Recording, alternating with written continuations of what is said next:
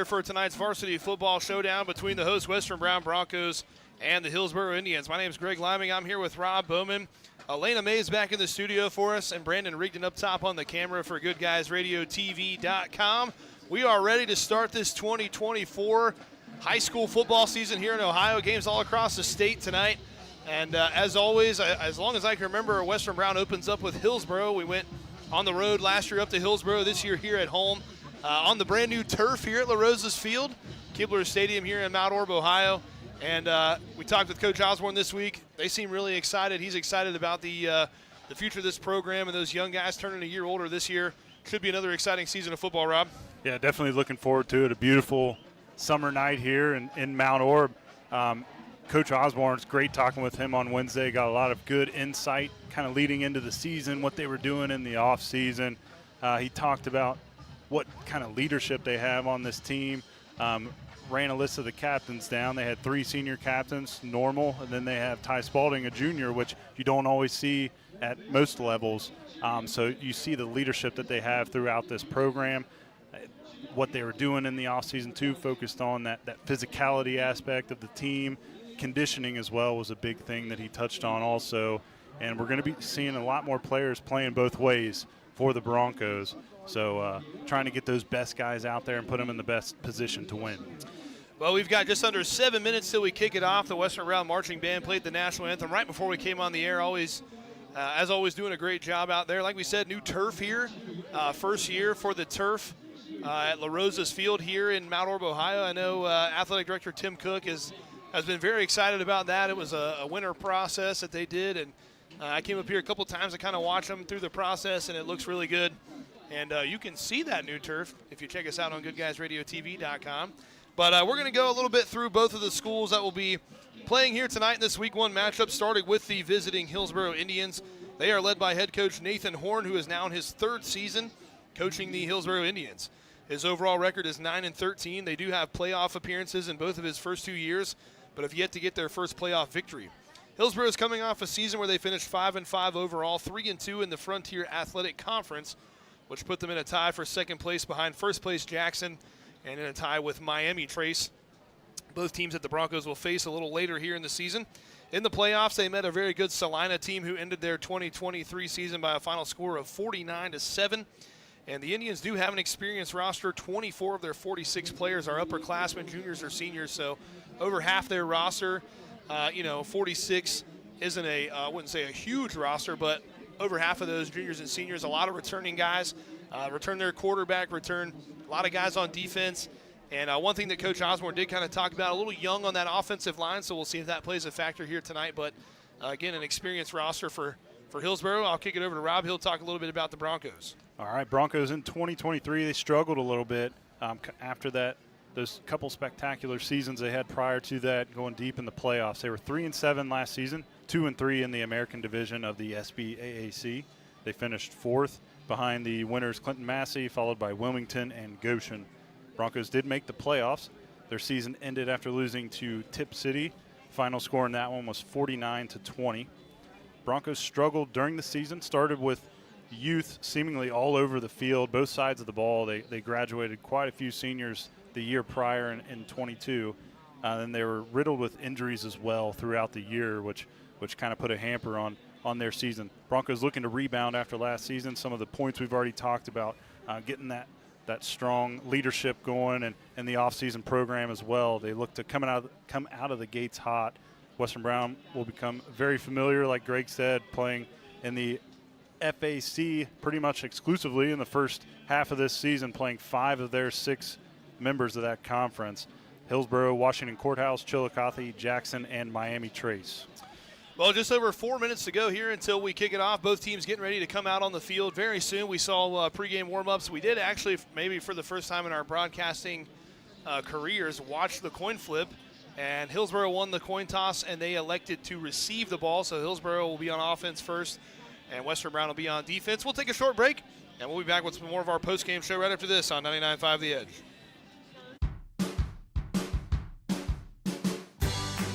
I wanted to prove to myself that I could go to college and get my degree.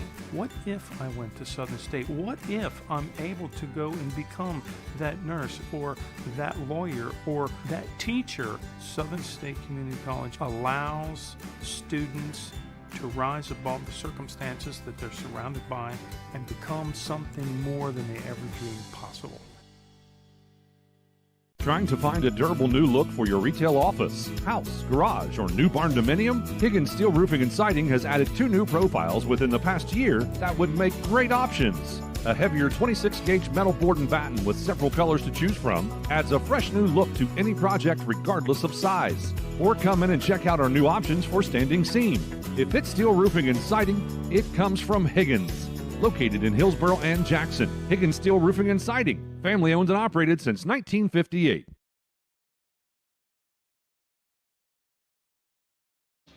Welcome back in here to Mount Orb, Ohio for tonight's varsity football matchup between the Western Brown Broncos and the visiting Hillsboro Indians. 2.5 minutes to go till we kick it off as Coach Osborne leads the troops across the driveway behind us over here to our right.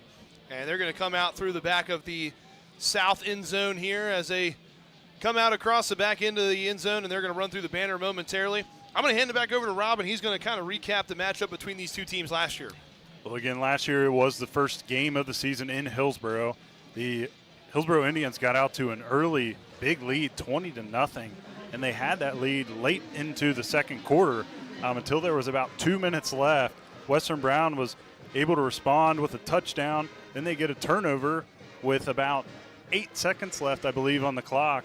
And Ty Spalding had a big interception, returned it inside the Hillsboro territory. Broncos able to run a trick play right before the half and score a touchdown on that to cut the lead to 1 score. After the third quarter, both teams able to score in the third, left the score 27-22 with Hillsboro still leading. But the Broncos defense was able to hold strong in that fourth quarter, keeping the Indians out of the end zone.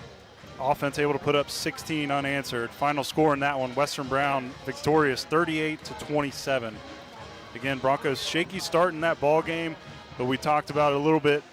A lot of youth. Brady Sutton's first start at quarterback. You can kind of see his progression through that game, finding himself, getting that confidence, making those throws, and overall the team had a great comeback performance. Down 20 points early on in that game, able to rebound and win by 9 or 11 points, excuse me. So both teams are out on the field now. They've come out through the bands played them onto the field through some banners. And we're just about ready to kick it off, under a minute to go. A couple of key performers on the Hillsboro side of things. Senior defensive back Nick Burns had 5 interceptions last year, 51 tackles. Junior quarterback Mason Dumpert, 531 rushing yards, threw in 477 passing yards. Zach Brown on the defensive side, Jaden Captain, Landon Jordan, and junior fullback, running back Jevin Hochstall, 782 yards rushing, 115 yards receiving last year. On the Western Brown side, on the defense, junior linebacker number 7, Ty Spalding, 119 solo tackles last year, 3 sacks, 7 tackles for loss, 1 fumble recovery, 2 interceptions, and had a defensive touchdown as well. Junior defensive back Zayden Nichols, 28 solo tackles, 1 tackle for loss. Senior linebacker number 21, Alex Weber, 17 tackles, 1.5 sacks, 2 tackles for loss, 1 forced fumble. On the offensive side, Bronco offense is led by quarterback number 6, senior Brady Sutton. Last year, 3,857 passing yards, 28 touchdowns, also threw in 588 rushing yards and 10 touchdowns. Senior Lucas Powell, 532 yards and 8 touchdowns receiving. Braden Harmon, 434 yards receiving and 2 touchdowns. And then Justin Morgan had a little bit of an injury bug last year, but he's going to be a key piece for these Broncos here too. Western Brown's putting it on the tee. Both teams out on the field. Hillsboro will be in their all white uniforms, white jerseys, pants, and helmets with red letters and numbers. And Western Brown will be in their all brown uniforms, brown tops, brown pants, yellow numbers and letters with their white helmets. They're going to kick it off towards the south end zone as Hillsboro is going to have first possession. And we've got it teed up. Number 44, Dakota Bolander is going to kick it away here for the Broncos. 12 minutes on the clock. Broncos start their sway. Week 1 high school football is underway. Line drive kick will be fielded by Hoxtell right around the 10-yard line. Taking some time, waiting for some blocks to set up, and now he's going to be brought down right about the 30-yard line. Number 12, Cash Smith, in on the hit. And now we'll see that Hillsboro offense trot out for the first time this season. A decent return, patient return as well by Hochstuhl, able to kind of slowly bring that up, wait for his blocks to get set, but looking to see this Western Brown defense to get off to a hot start. Coach Osborne talked about how improved they are, especially on that front, the defensive line. So look for them to have an impact on this game. Again, thanks for tuning in with us here on 99.5 The Edge and GoodGuysRadioTV.com. I'm Greg Liming here with Rob Bowman. And Western Brown's going to be on defense here to start us out. Ball spotted on the 32-yard line. Hillsboro headed from right to left on your radio dial here in this first quarter. Dumper goes under center, tight formation. Now man goes in motion. He'll fake the first handoff, gives it to Hochstuhl going around the other way. And he's got room on the edge. He breaks out, and one man to beat. And they're going to be able to chase him out. Number 1, Zayden Nichols, able to push him out, but a big first play from scrimmage as Hochstuhl picks up where he left off last year all the way into Bronco territory. Nice run on first down. Big run off the right edge. It was almost a fake to the left side, and then the counter to Hochstuhl back to the right. He had a lot of space out there, gets into Bronco territory on the 40. So as Rob said, all the way past midfield up to the Bronco 40-yard line now. Big first play there on first down from Hochstuhl. 11:47 to go in the first quarter. Same formation here. One receiver out wide to his right. 3 men in the backfield. Dumpert under center. Captain goes in motion now. Will take the handoff. Goes up the middle and upended right around the 46-yard line. It'll be second down. Handed to the fullback, number 0, Ryan Burns, up the middle. Nice start to this set of downs. Well, Coach Osborne talked about that option type of offense. It's even kind of hard for us to know who has the ball up here. There's so many moving parts and different options they can hand the ball to. I can see how that would be difficult to defend. Broncos, second down and 6 from the 36 now. They pitch it out this time, coming towards us. Got a block on the outside, spins around, and they're going to be almost brought down now, finally knocked out of bounds around the 11-yard line. That was Hochstuhl again, I believe.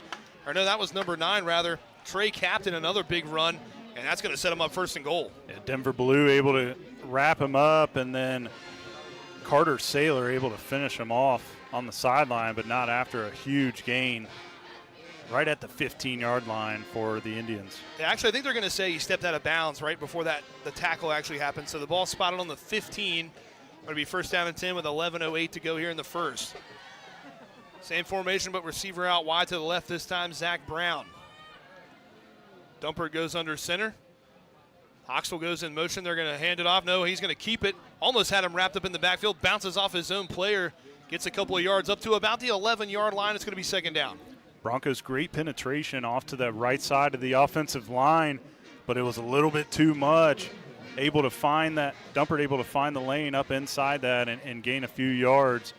Again, that was one thing Coach Osborne touched on in the interview this week, was maintaining that depth. So getting that penetration, but maintaining your levels, not allowing those big lanes for Dumpert and Hochstuhl to run through.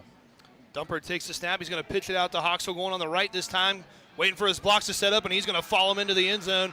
Kevin Hochstuhl goes in for 6, and Hillsboro leads this one early with 10:27 to go in the first. A nice first drive there by the Indians. They punch it in for 6. Yeah, great drive, opening drive for the Indians. Hochstuhl almost untouched there, off to the right side on that pitch play. Good opening series for them. Western Brown going to need to shore some things up front. And I'm going to be honest, we don't have height and weight on this on Hillsboro's roster, but they have some big-time beefy guys on that offensive line, especially number 72, Jamar Young on the right side. That seems like the way they want to go, and he's been clearing the way for them so far.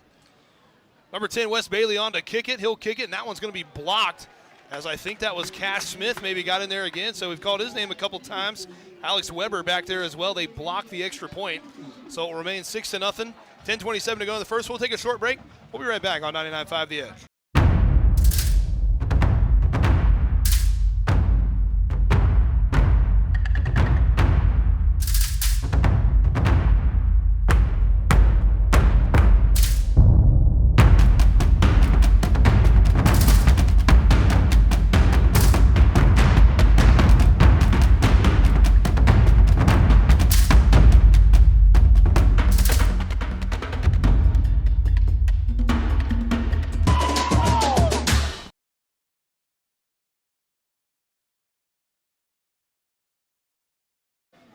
Welcome back in here to Western Brown High School. The Indians have drawn first blood. They lead 6-0 over Western Brown as number 10, Wes Bailey, will kick it off. Couple men back deep to receive. is Lucas Powell and Braden Harmon for the Broncos.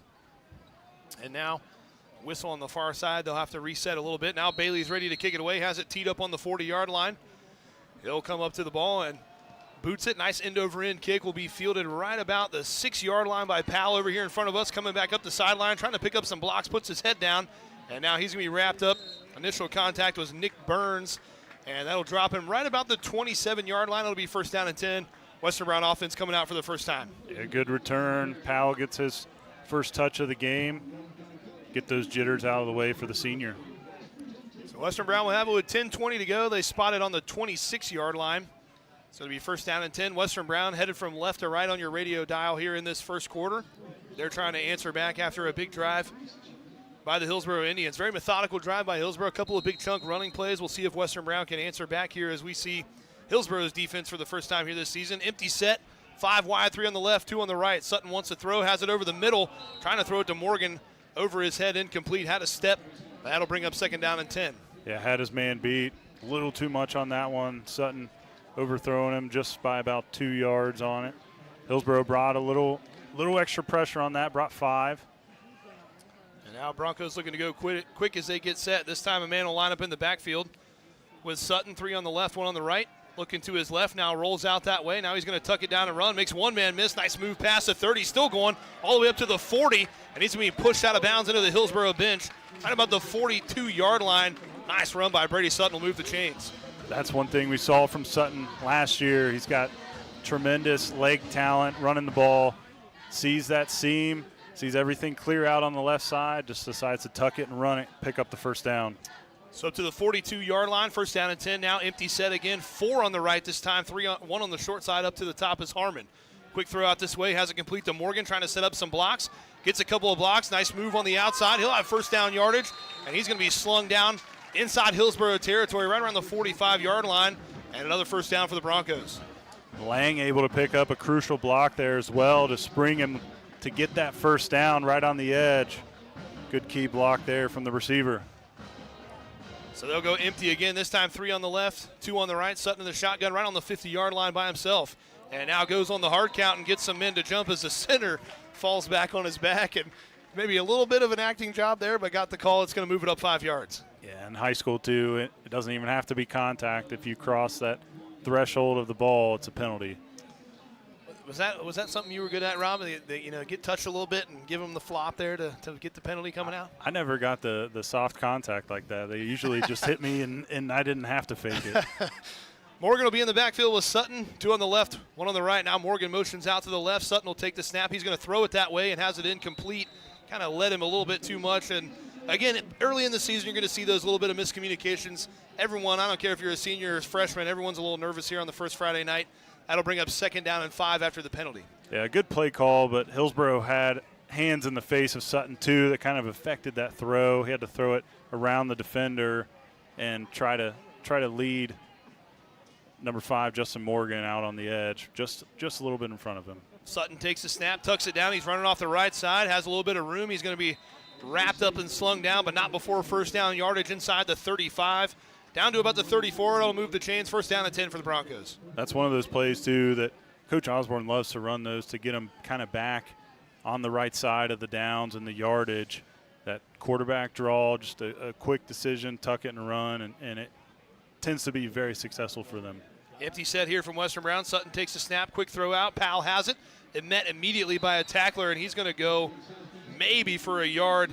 That was a quick contact out there. I believe that was number 9, Trey Captain, got to him quick and dropped him out there. It'll be a short gain, second down and long. Yeah, Hillsboro understands this offense and what Western Brown likes to do. They like to get it out of the quarterback's hands quickly, and so they're playing up on the receivers right now, not giving them much room to catch that. And as soon as they do, they're getting hands on them.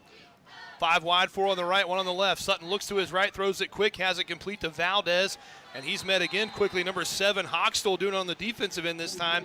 They'll give him about a yard. It's going to be third down and looks like about 8. Hochstall able to close quickly on Valdez there as he gets his first catch of the game.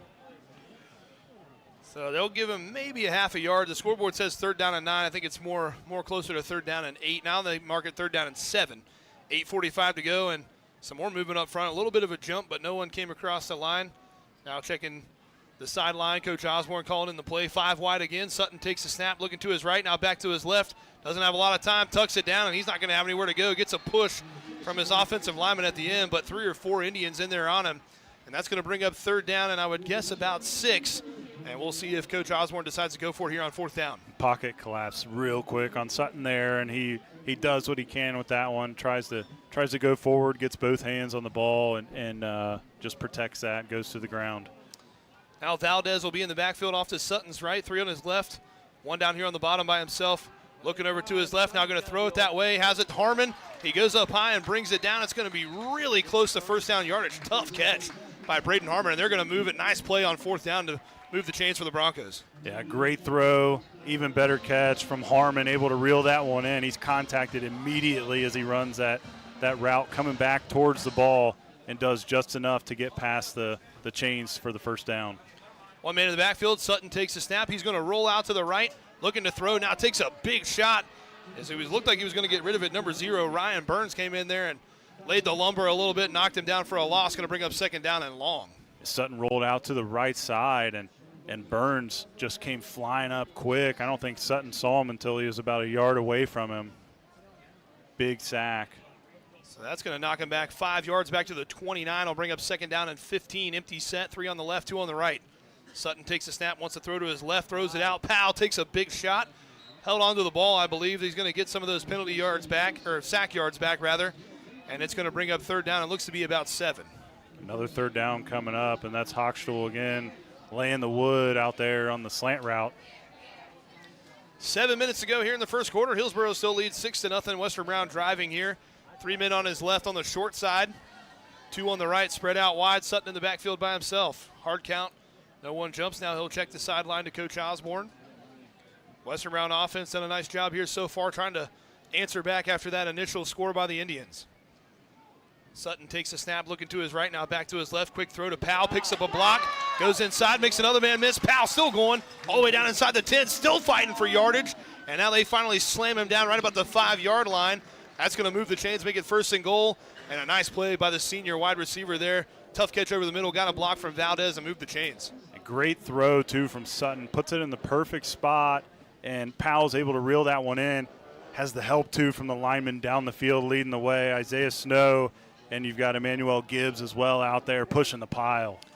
1st and goal from the 5. Now some movement up front. That looks like it's going to be a false start against Western Brown. So back them up 5 will be 1st and goal from the 10 now, as it looked like that was maybe a little bit off on the snap count there as the center does a couple of push-ups. And again, first penalty of the game here, but you're going to see a few of those here in the first couple weeks of the season. So we'll try it again. Clock runs with 6:10 to go. 1st down and goal from the 10. Sutton takes a snap, hands it off this time to Morgan, going off that right side. Follows his blockers, and he's going to get back up to almost right around the 6-yard line, almost the 5-yard line. Got the penalty yards back. It'll be 2nd down and goal. And first handoff, too, to a running back in the game for the Broncos. Sutton's run a couple. Few yard, though, pushing that pile forward. So they'll mark him down at the 6. 2nd down and goal. Now they'll go empty. And that's big Ty Spalding in there out to the left. 3 receivers lined up on the left, 2 on the right. Sutton in the shotgun, takes a snap, looking over that way. Now has some pressure in his face, able to step out of it. Rolls out to his right, throws it, and there he is on cue. Ty Spalding wide open in the end zone. And Western Brown answers back. They punch it in.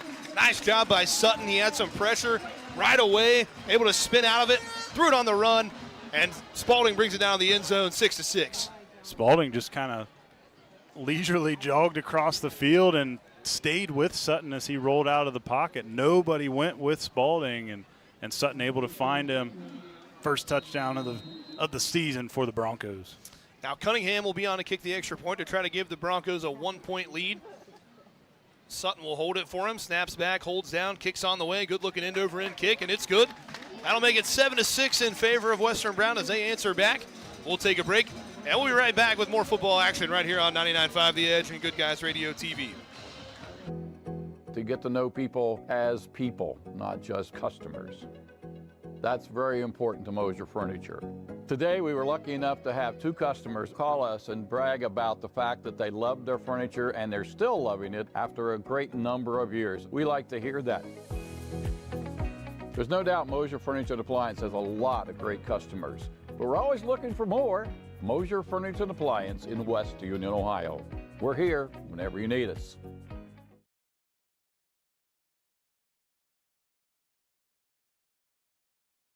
Welcome back in here to La Rosa's Field, Kibler Stadium here in Mount Orb, Ohio. Western Brown has answered back. They lead now 7-6 as they're going to kick it away. So a little difference you heard there. Dakota Bolender is one of the soccer players here at Western Brown. He's going to be doing the kickoffs.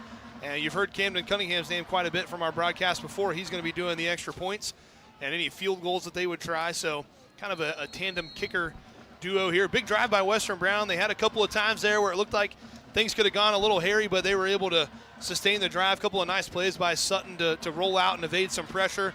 And big Ty Spalding catches one in the end zone. Talking about those two-way players, Spalding getting it done on both sides of the ball. They lead it now by 1.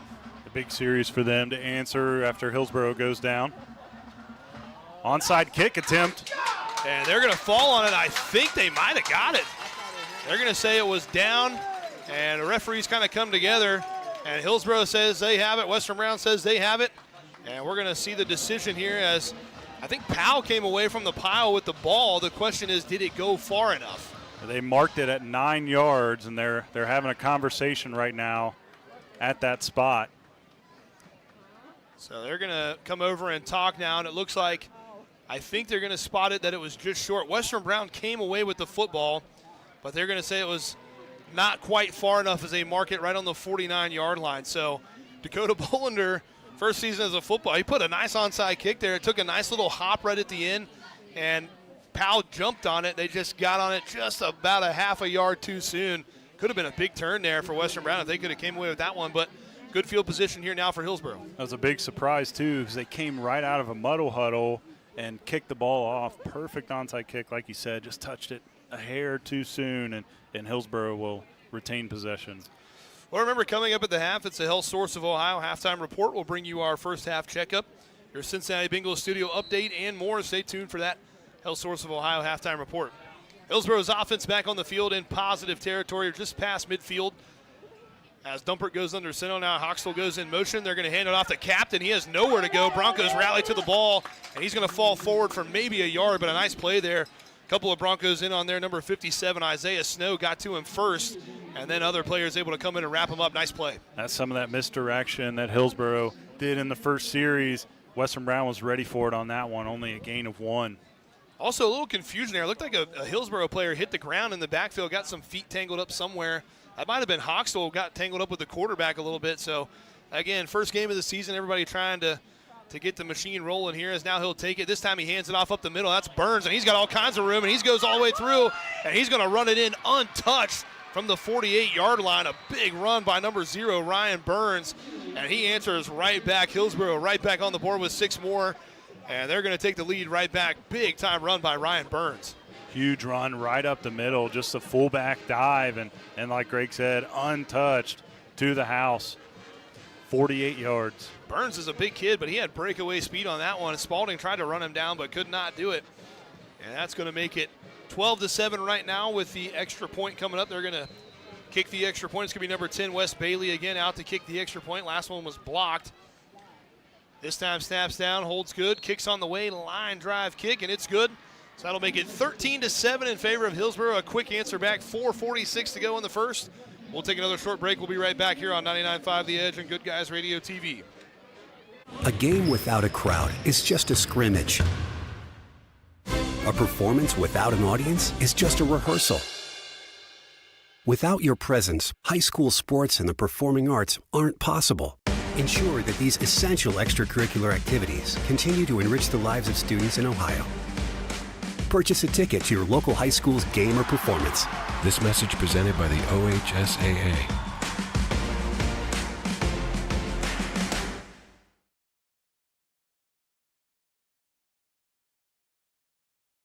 Welcome back in here to Western Brown as Hillsboro answers right back. They lead it again 13-7.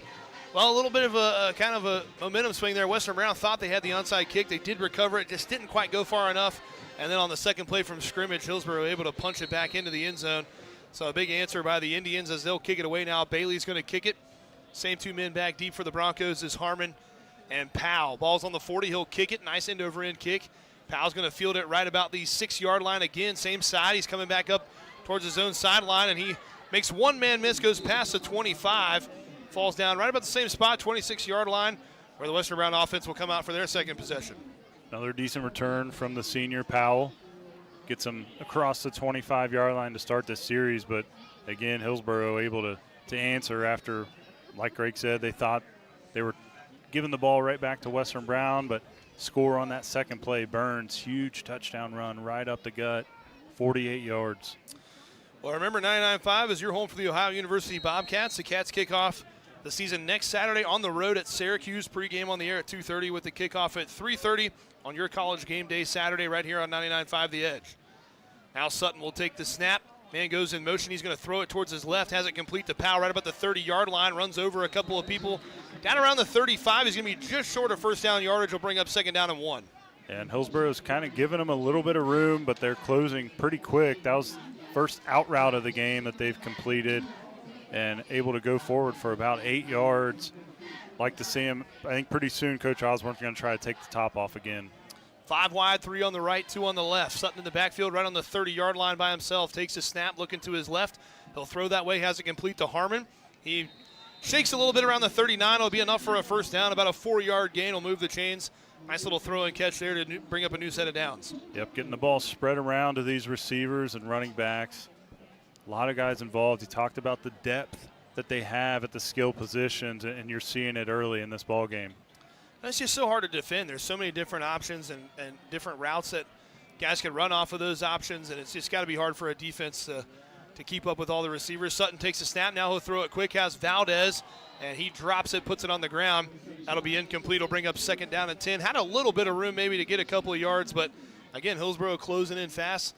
Seems like that's kind of first play. They got beat a little bit. Now they're kind of trying to keep everything in front and then just go up and rally to the ball. And that's one of those looks, too, that the Broncos give, and it causes a lot of defenses fits. A quads look there. They threw the screen out to that side, and Valdez just not able to reel that one in.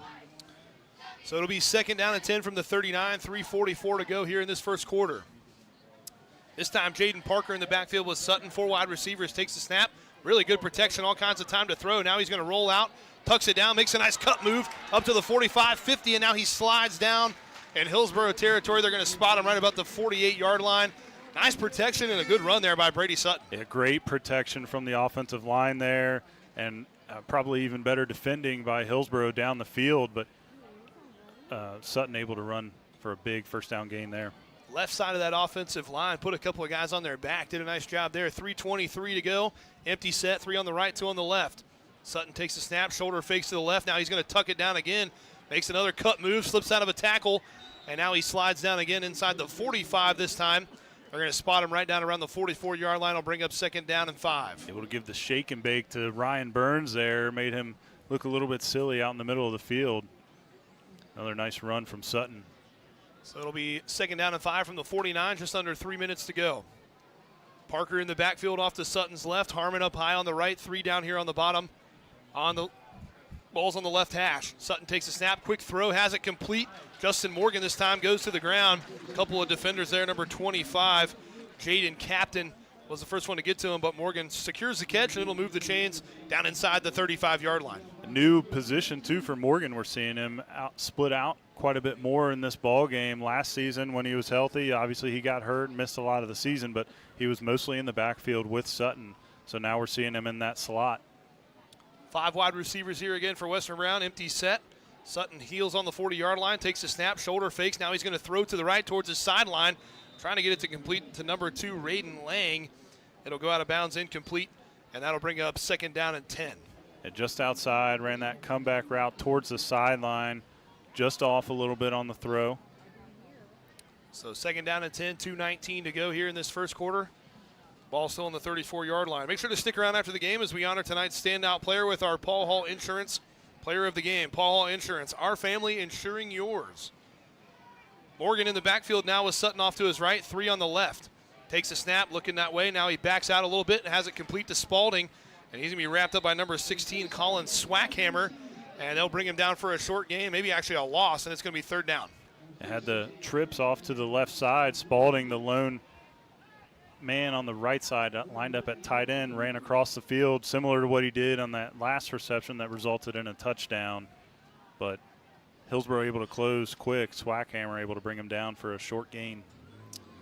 So it's going to be 3rd down and 9 now. 1:45 to go here in this first quarter. Now Spalding will line up in the backfield off to Sutton's left. Harmon up high on the left. 3 receivers down on the bottom on the right. Sutton takes a snap, looking to his left, now back to his right, wants to throw it that way. He's going to let it rip. Has a man open. That's Lucas Powell on the right side, and he's going to be spun down. Number 16, Swackhammer again, throws him out of bounds, but not before first down yardage. Threw it all the way back across the field, but able to complete it to Lucas Powell. Nice play. Long throw, too, from Sutton. Powell wide open there on the edge. Sutton had all day, and another new look. Spalding in the backfield, adding a little more protection. That 6-man blocking for Sutton, giving him that extra time. Offensive line looks much better this season so far. Great protection. And you said it. I think Hillsboro is just worried about the top getting knocked off, and they're kind of giving him a little bit of room. Sutton's going to run this one all the way, pushes a blocker, now bounces it to the outside. He's going to be wrapped up and thrown down by Hochstel. Right around first down yardage, we'll see where they spot it. I think that's going to bring up 2nd down and short inside the 10-yard line. Patient run off to the right side, just waited for that edge to get set, then finds it. Big gain on first down. They're going to mark him with about 9.5 yards, it looks like. So it'll be 2nd down, and they'll say 8 yards. 2nd down and 2 here with just over a minute to go in the first quarter. Clock stops at 1:03 as Sutton went out of bounds. So Broncos trying to answer back after another quick score by Hillsboro, trying to even this thing up again or maybe take the lead with an extra point. And now a little bit of confusion as Coach Osborne kind of getting the play in. It looks like they're going to have to take a timeout. So Western Brown's going to take their first timeout here this first half of the minute 3. We'll keep it here as Western Brown has the ball spotted on the 11-yard line. It's going to be 2nd down and 1. Again, you said it. Offensive line is doing a really good job. It seems like Sutton has time to throw.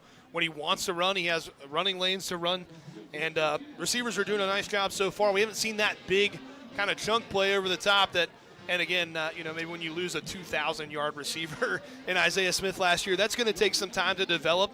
But Western Brown offense looks really efficient. They've done a really good job on first down, not getting in those 3rd and long type situations very often, and trying to answer back right here.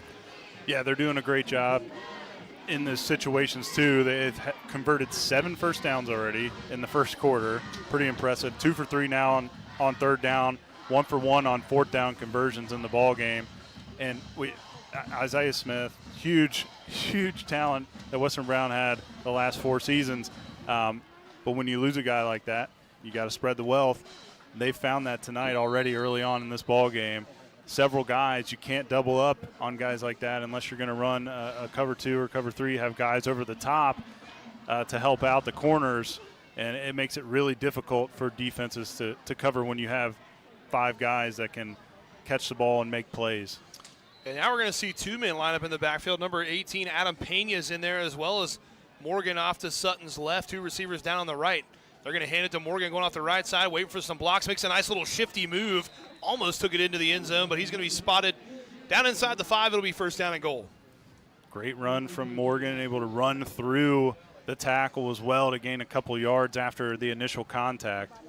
Ball's on the right hash on the 4-yard line. 1st down and goal. Sutton takes a snap, same play, hand it to Morgan. He goes up the middle, fighting for the yardage, falls down, and they're going to say he's just short. The side judge comes in and puts his foot, looks like from here on about the 1-inch line, and it'll be 2nd down and goal rather. Yeah, I think his knee hit right around the 1-yard line, and that ball was just shy. Same formation. We'll see if they do it again. Now Sutton's going to run it, follows some blockers, puts his head down, trucks through the goal line, and he's going to take it in for 6 for Western Brown. So they answer back. A really nice drive by the Western Brown offense. They punch it in with 28 seconds to go here in this first quarter. We're all tied up at 13 apiece with the extra point coming up. Big drive, big answer drive from the Bronco offense. Again, 8 first downs now in the quarter alone, and got a tie ball game again. So Sutton will hold it for Cunningham as he comes on to try to give the Broncos a 1-point lead. Snaps on the way, holds down, kick is end over end. Good-looking kick from Cunningham, and that's good to make it a 1-point lead for Western Brown. 14-13, 28 seconds to go. We'll be right back on 99.5 The Edge.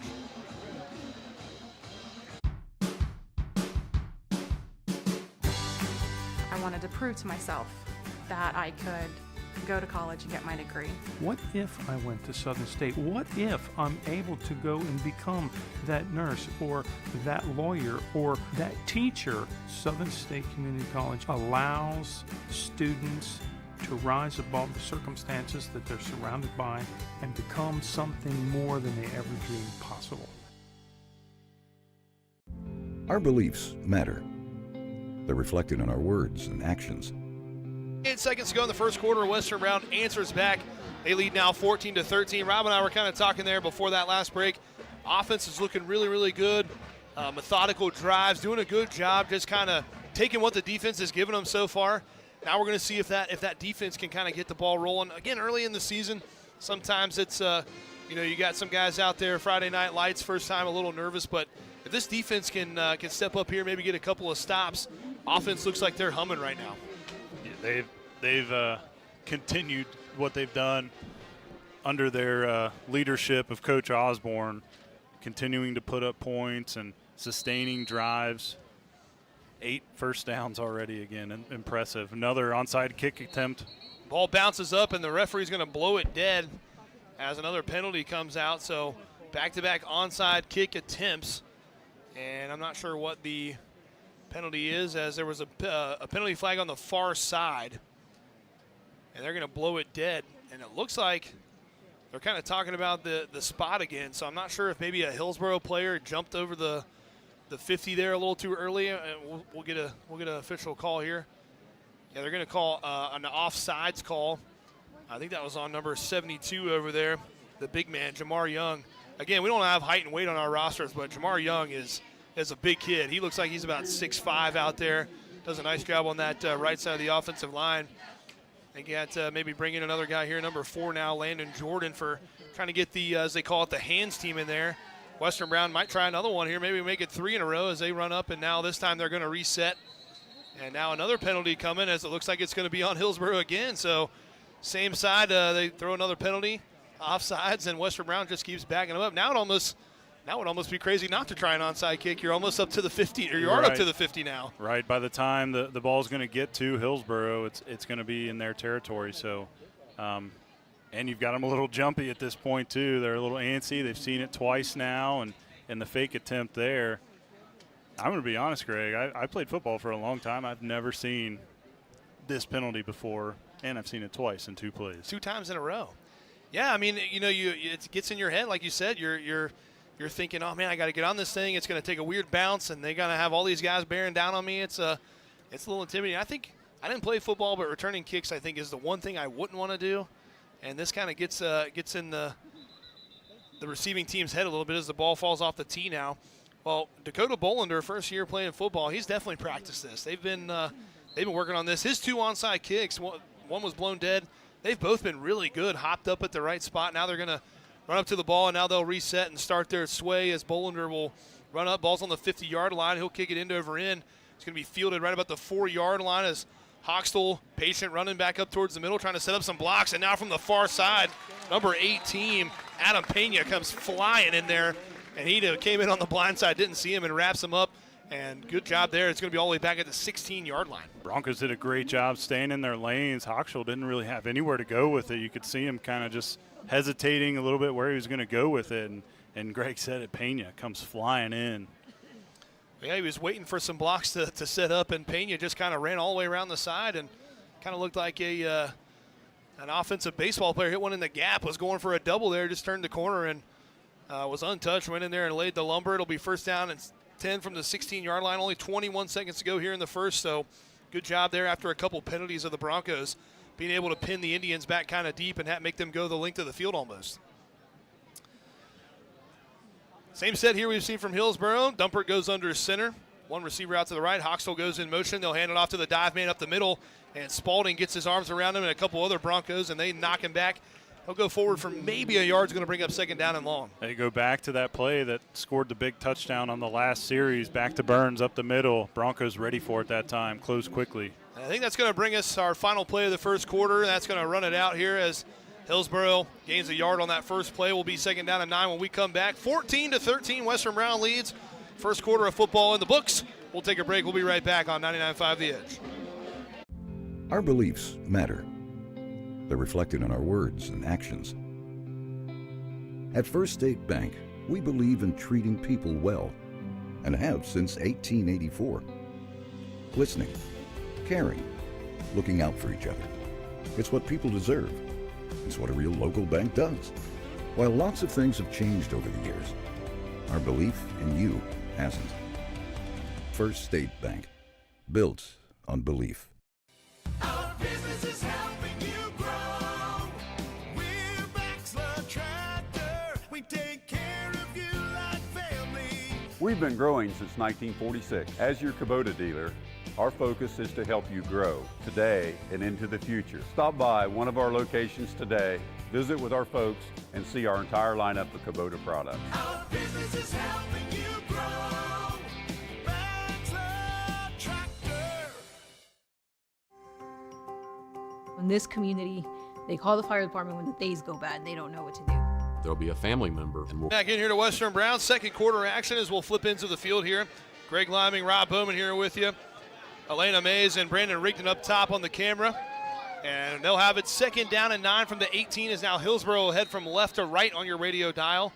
And they will head over towards that south end zone towards Maldor Middle School. Western Brown defense trying to come away with a stop. Pitch out wide to Hoxell, gets a block. Almost able to get him, but he's able to get the corner. And he's going to go forward all the way up to the 22-yard line. 23-yard line, it's going to be a or 26-yard line rather. It's going to be a first down, I think. And Western Brown able to set the edge there, but Hochschild able to cut underneath of it and gets a big gain, first down run. Cash Smith got a fingertip on him when he went by, but couldn't get enough of the jersey or anything else to bring him down. So it's going to be first down all the way up to the 28-yard line. Might throw out one of those 52-yard lines here at some point. First game of the season. We'll see if I can get these yard lines straight. We're working off the rust as well up here. Dumper under center. He'll hand it off up the middle this time. And he's going to be brought down. Ball carrier on the plays, number 28, Dom Smart, as he falls forward for about 3 yards, maybe 4 to bring up second down and 6. New fullback for the first time. Smart getting his first touch of the game. So a good job there by the Bronco defense to get in there. I think that was big number 77. Emmanuel Gibbs kind of made the first contact and slowed him down enough for a couple other Broncos to get in there and make a tackle. 11 minutes to go. Ball's on the 31, second down and 7 here for Hillsboro. Zach Brown will line up out here in front of the Bronco bench. Quarterback under center again. Hoxell will motion out. They're going to hand it off up the middle, and a nice play. Emmanuel Gibbs again in there. Wraps him up around the legs, and the Bronco coaching staff up here in the press box is excited about that play. It's going to bring up our first third down here. Yeah, great play there. Gibbs able to crash and close on Smart quickly. Gives him a third and medium. Longest third down. First third down, actually, for the ball game for Hillsboro. So they'll give him a yard up to the 32. It'll be third down and 6. 10-18 to go here. Broncos still lead by 1, 14-13. This time, Zach Brown will line up on the far side. Now they got Jordan switching sides of the formation. And now it's going to be a timeout. Coach Horn didn't like what he saw there on the offensive side. They're going to take a timeout and talk things over. We'll keep it here. This could be a chance for Western Brown to kind of get their first stop, give that defense a little confidence. It's kind of one of those things. I always liken it to basketball. I always like to make a layup or a free throw first to see one go in, and then that kind of gets your mind in the right place. Western Brown defense could use a stop here to build a little confidence and just understand, all right, we're here. You know, we can do what we need to do. But third down here, we'll see what Hillsboro elects to do. We saw them throw it some last year. They haven't thrown it yet. We'll see what they decide to do here on third down. Yeah, Coach Horn obviously having to decide on things here. His first third down of the game, and it's not super easy for a team that likes to run the option. So third and 6 coming up here, and it was their worst field position as well to start a drive. So that kind of changes things. Western Brown obviously momentum after the touchdown. They get a couple penalties on the special teams. So coming out of the timeout, let's see what they got. All the Hillsboro Indian fans over there doing the tomahawk chop here on third down. Western Brown trying to get off the field on defense for the first time here tonight. Man goes in motion. Dumper will take the snap. He's going to roll out that way. Looks like he wants to throw. Squares his shoulders and some contact late. That was big Spalding in there. Got a big paw on him, and he couldn't get enough on the throw. It falls incomplete, and Dumpert's a little slow to get up. Spalding with a big play is going to bring up fourth down. Spalding came flying in off that right edge of the defense where Dumpert was rolling to. Didn't really see Spalding coming, had to turn his shoulders as he's rolling out to the left side, and Spalding able to finish him on the ground. It was good coverage on the back end, too. Nowhere to go with the ball. He was going to try to throw it towards his own sideline.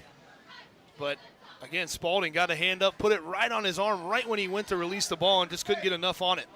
Now Burns, number 2, Nick Burns, is going to punt it. Justin Morgan back deep to receive here for the Broncos. Long snap is good. He takes a snap. Nice-looking spiral kick. And it's going to fly all over Morgan's head. That thing was crushed. Bounces all the way down inside the 10. Wow, inside the 5. Nick Burns crushes one all the way down and flips the field. We do have a penalty flag down on the far side of the field as one of the Hillsboro Indians' helmet was on the ground, so we'll check the penalty over there. But a nice punt there, but Broncos get their first stop. They're able to get off the field on 3rd down, and offense coming back out to try to extend the lead here with 9:53 to go in this second quarter. The defense, great series there. They gave up the 1 first down, but then get a couple early stops on downs, force that first 3rd down. Little indecision from Coach Horn, had to call the timeout, that 3rd and medium. First pass of the ball game, too. So, the jitters are there for Dumpert. Had to roll out, had pressure in his face immediately from Ty Spalding. But, man, that was a beautiful punt.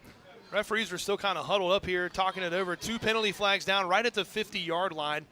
Again, number 25, Jaden Captain for the Indians' helmet was on the ground. And now they're going to come over and talk to Coach Osborne. So I think it's going to be a personal foul face mask going against the receiving team, so against the Broncos. So it'll back them up a few more yards. So they're going to be all the way back inside the 5, half the distance to the goal after the penalty there. But Bronco defense gets a stop, and that offense is coming back out here to try to extend their lead. We want to thank our season sponsors, including Higgins Steel Roofing, Rio Grande University, and Mosier Furniture and Appliance. So they'll back them up inside the 5 after the booming punt by Nick Burns, and the personal foul penalty is going to put him right on the, we'll call it the 3-yard line.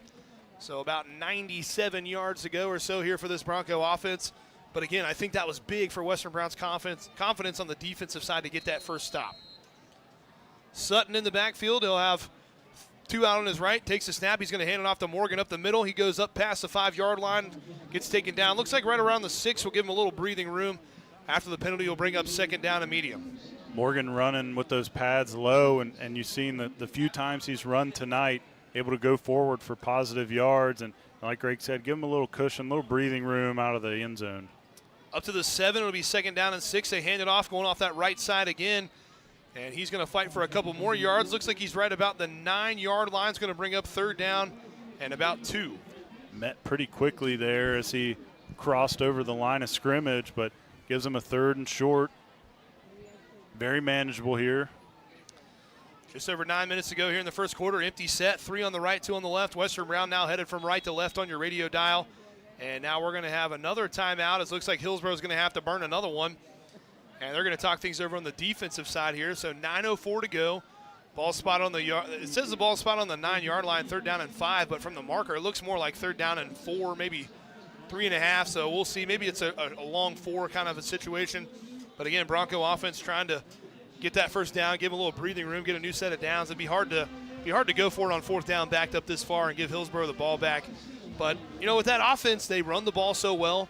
When you put them in those 3rd or 4th and long type of situations, and they are kind of forced to throw the ball.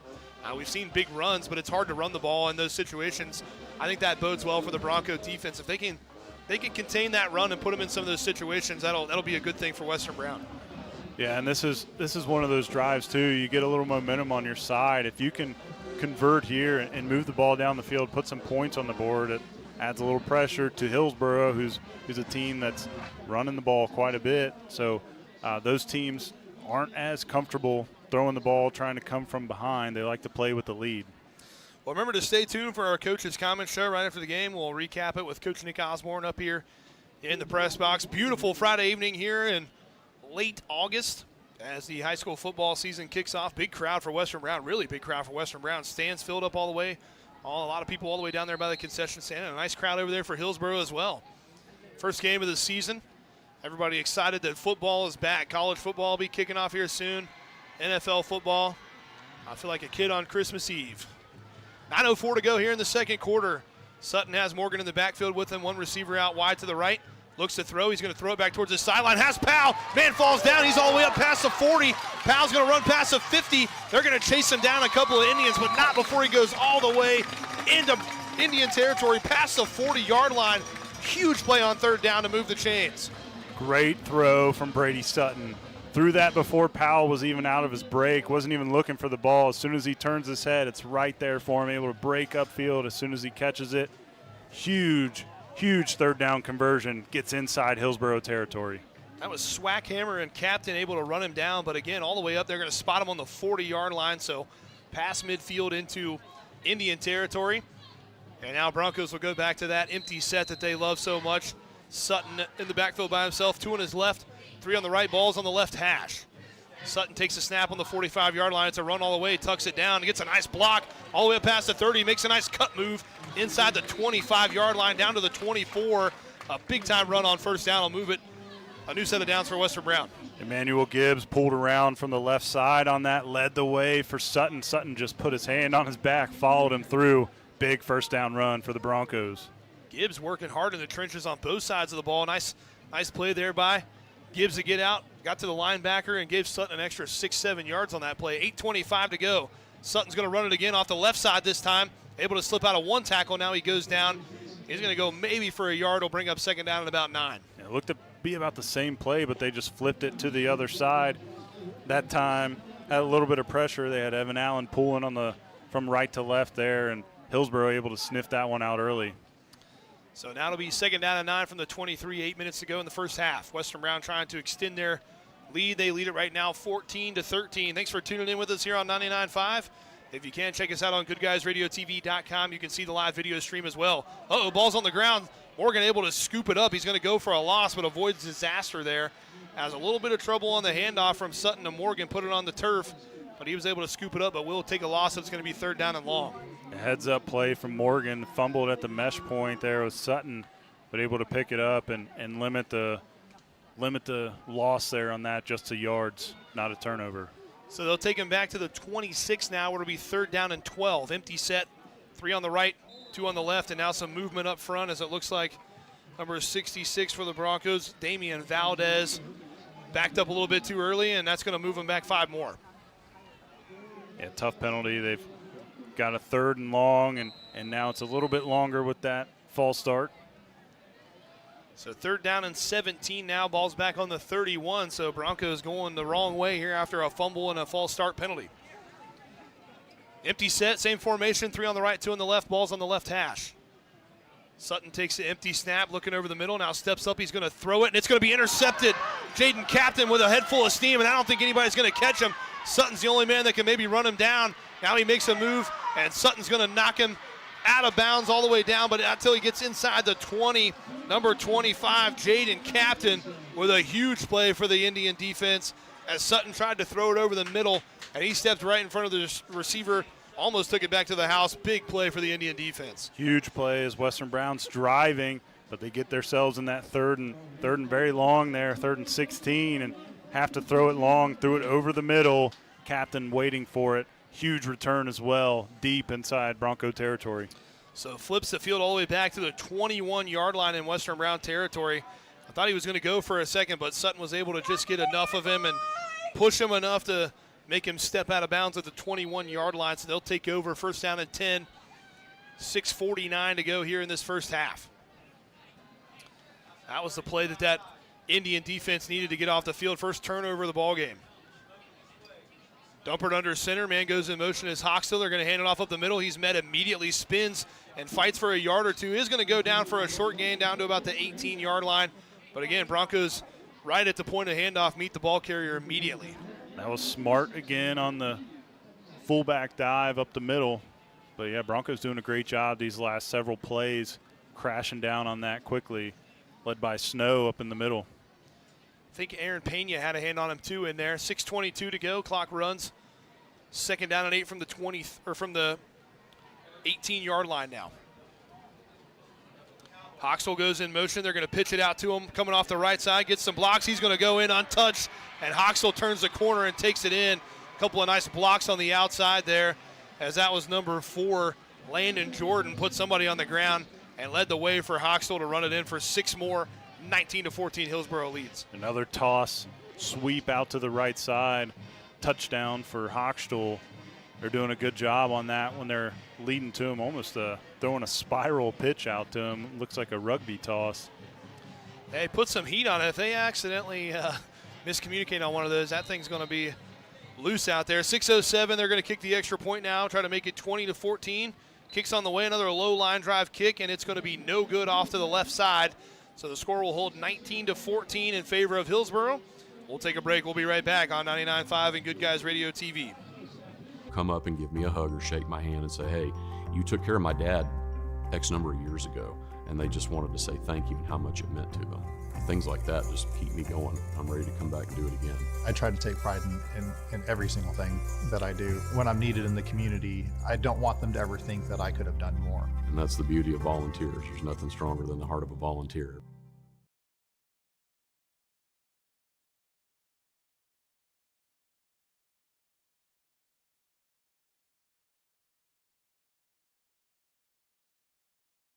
Welcome back in here to Western Brown High School as the Indians turn the turnover into points, and they take the lead back 19-14. So a couple of miscues on those extra points. We'll see if that factors in down the road here, but that Hillsboro defense got a big play. Number 25, Jaden Captain, stepped in front of the receiver for the Broncos and took it all the way down to the 20-yard line, and they turn it into points. Big play for the Indian defense. Western Brown offense will be right back out to try to respond. They'll kick it away here from the 40-yard line. Line drive kick. Bounces, and it's going to be fielded by Harmon over on that far side. Coming back across the 20. Cuts back up towards the middle. Loses his footing a little bit, but nice coverage there. Number 33 it was. Malachi Kelly, the freshman, down there to take his legs out. But not before he goes up to the 29-yard line. It'll be first down and 10 for Western Brown. Tough one to return, too. That line drive. Caught it on one bounce. Harmon's first return of the night. Does a good job getting it around the 30-yard line. Took it on the hop like a shortstop, and again up to the 29. Pretty good field position for Western Brown. Well, at the half, we'll get you caught up on everything going on in the world of sports with our producer back in the studio. Make sure to stay tuned for that. So first down and 10 now from the 29. 6:02 to go here in the first half. Empty set, 2 on the right, 3 on the left. Sutton takes the snap. Looking this way, he'll throw. Low throw. Powell goes down and brings it in. Nice catch by Powell as Hoxtel was all over him. Up to about the 34-yard line. It'll bring up second down. Yeah, not giving him much room over the middle to catch the ball. Hoxtel closing quick from that safety position. Powell, tough catches. He had to go down to the turf to get it. It'll bring up second down and 5 now from the 34. Now a little bit of movement and a false start penalty going against Western Brown. So they get 5 yards, give it right back with a penalty. That's the third penalty of the ball game for this Western Brown offense. Penalty was over on the far side. Might have been on that far side receiver. Obviously, we don't have the PA system, so we don't know who the number is, but some movement on the Broncos. 5.5 minutes to go. It'll be second down and 10 now after the penalty. Sutton wanting to throw, looks over to his right now, throws it back that way, has it complete. Man over the middle, goes all the way up past midfield, and he's going to fall down right around the 44-yard line. I believe that was number 9, Elijah Valdez, with a nice catch and run. And another big play with this Bronco offense will move the chains. Valdez runs that slant pattern over the middle, catches that one with a full head of steam, able to run forward for a big first down gain. Had to give it a good extension to catch that one. He's excited on the sideline. So they'll spot it right on the 45-yard line past midfield into Hillsboro territory. Now Parker will be in the backfield with Sutton off to his left. 3 receivers up high on the right. Harmon down here on the bottom to the left. Parker goes in motion. He's going to throw it back to him. Now he's looking to throw, tucks it down, decides better of it. He's going to lose some yards. That was the same play I think we saw last year against Hillsboro at the end of the first half. As Harmon had a step, but Parker didn't feel comfortable throwing it. He loses a couple of yards. It'll bring up second down and 12. And Hillsboro able to just close too quickly on the edge on that one before Parker's able to get everything, that full head of steam, and throw that one down the field. I think he made the right decision. He had too many people in his face, not enough room out there, tucked it down and just decided losing 2 yards is better than another turnover. So 4:20 to go here in this first half, second down and 12, back on the 47 now. Sutton takes a snap, looking over the middle, now back to his left, has all kinds of time. Now he's going to tuck it down and makes a man miss. A shifty move there as he gets all the way up to about the 40-yard line is where they'll spot him. It'll bring up third down and manageable. What a great play from the senior, too, to evade the sack and go forward for a pretty good gain on that second down play. It gives them 3rd and 5 coming up. It looked like he was dead to rights. I think that was number 54, Jordan Lowe. Looked like he was going to come in and be able to bring him down, and a nice little cut move and tough run by Sutton to make it 3rd and manageable. Empty set, 3 on the right, 2 on the left, ball's on the left hash. Sutton, quick throw out towards the sideline, has it complete. Harmon has to go down low, and they're going to spot him right at the 35-yard line. It'll move the chains. Nice play on 3rd down. Tough catch there by Braden Harmon. Harmon's done a great job so far finding those sticks, a couple 3rd down conversions going to him so far, and does just enough to get to him and fall forward for the 1st down. That was one of those times when you know you're going to take a big hit. You just got to kind of stand in there and brace for it. He did a nice job, like you said, getting right to the sticks, and that'll move the chains. Empty set again, ball still on the left hash. Sutton takes a snap, looking to throw. Now he's going to step up, throws it towards the end zone, and it's going to be underthrown and intercepted. Number 8, Sean Hottinger, goes up high and gets it. He was trying to go deep to Powell, I believe. It was kind of right in between Harmon and Powell, and it's going to be another interception down on the 5-yard line, and the Hillsboro defense comes away with another big turnover. Yeah, the receivers looked a little confused who that was, too. They were about 10 yards apart in their depth on the routes and kind of landed right in the middle of them. Hottinger able to make the most of it, get an interception, get the ball back to his offense. So they'll have it now with 3:10 to go. They have 1 timeout left, I believe. They lead 19-14, Hillsboro does. They'll have it on the 5-yard line. It'll be 1st down and 10 after the turnover.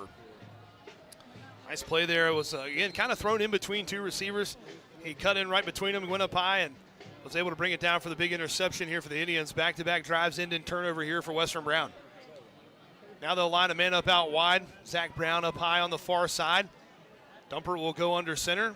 Hoxtel goes in motion. They'll take it, hands it off right up the middle. Nice play by Alex Weber to get right in there among other Broncos, and they're able to bring him down for maybe a half a yard. It'll bring up 2nd down and 9. Yeah, Weber in there quickly, gets his head right on the football, too. Great form tackle, able to finish him off for a very short gain on 1st down. Clock rolls under 3 minutes to go here in this first half. 2:50 to go now. As the Western Brown defense is now, Hillsboro will kind of throttle it back a little bit, take a little bit more time. Don't want to give Western Brown the ball back here with 2 timeouts, and Western Brown gets the ball after halftime. So defense trying to come up with a big stop here for the Broncos. This time Brown will line up out wide on the right. Dumpered under center. Hoxel goes in motion again. This time they'll hand it off going back the other way. A little misdirection play. Another nice job by the Bronco front to get in there. Multiple guys with their hands on him, and they bring him down for no gain. Stonewall him. It'll be 3rd down and long. And that front's able to stand him up, and then Ty Spalding comes and finishes it up. Good play from this Bronco front. Doing really well these last couple series, getting in there on the inside and slowing that run game down. Well, not a lot of beef on the defensive line for Western Brown.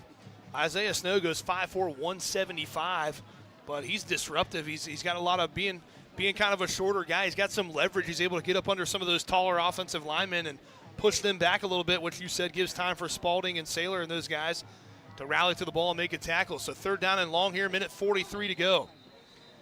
And now we'll have a timeout coming in for Western Brown, as Coach Wilson didn't like what he saw on the defensive side, so he's going to talk it over with the defense here. We'll keep it right here for this timeout. 1:41 to go.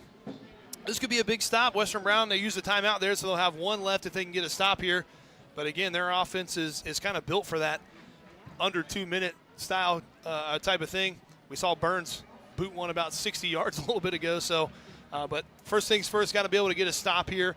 And I think maybe we'll see Hillsboro try that toss play again. They'll kind of go back to their bread and butter. But Western Brown going to have to be able to try to get a stop here and maybe get the ball back with a little bit of time to try to even it up.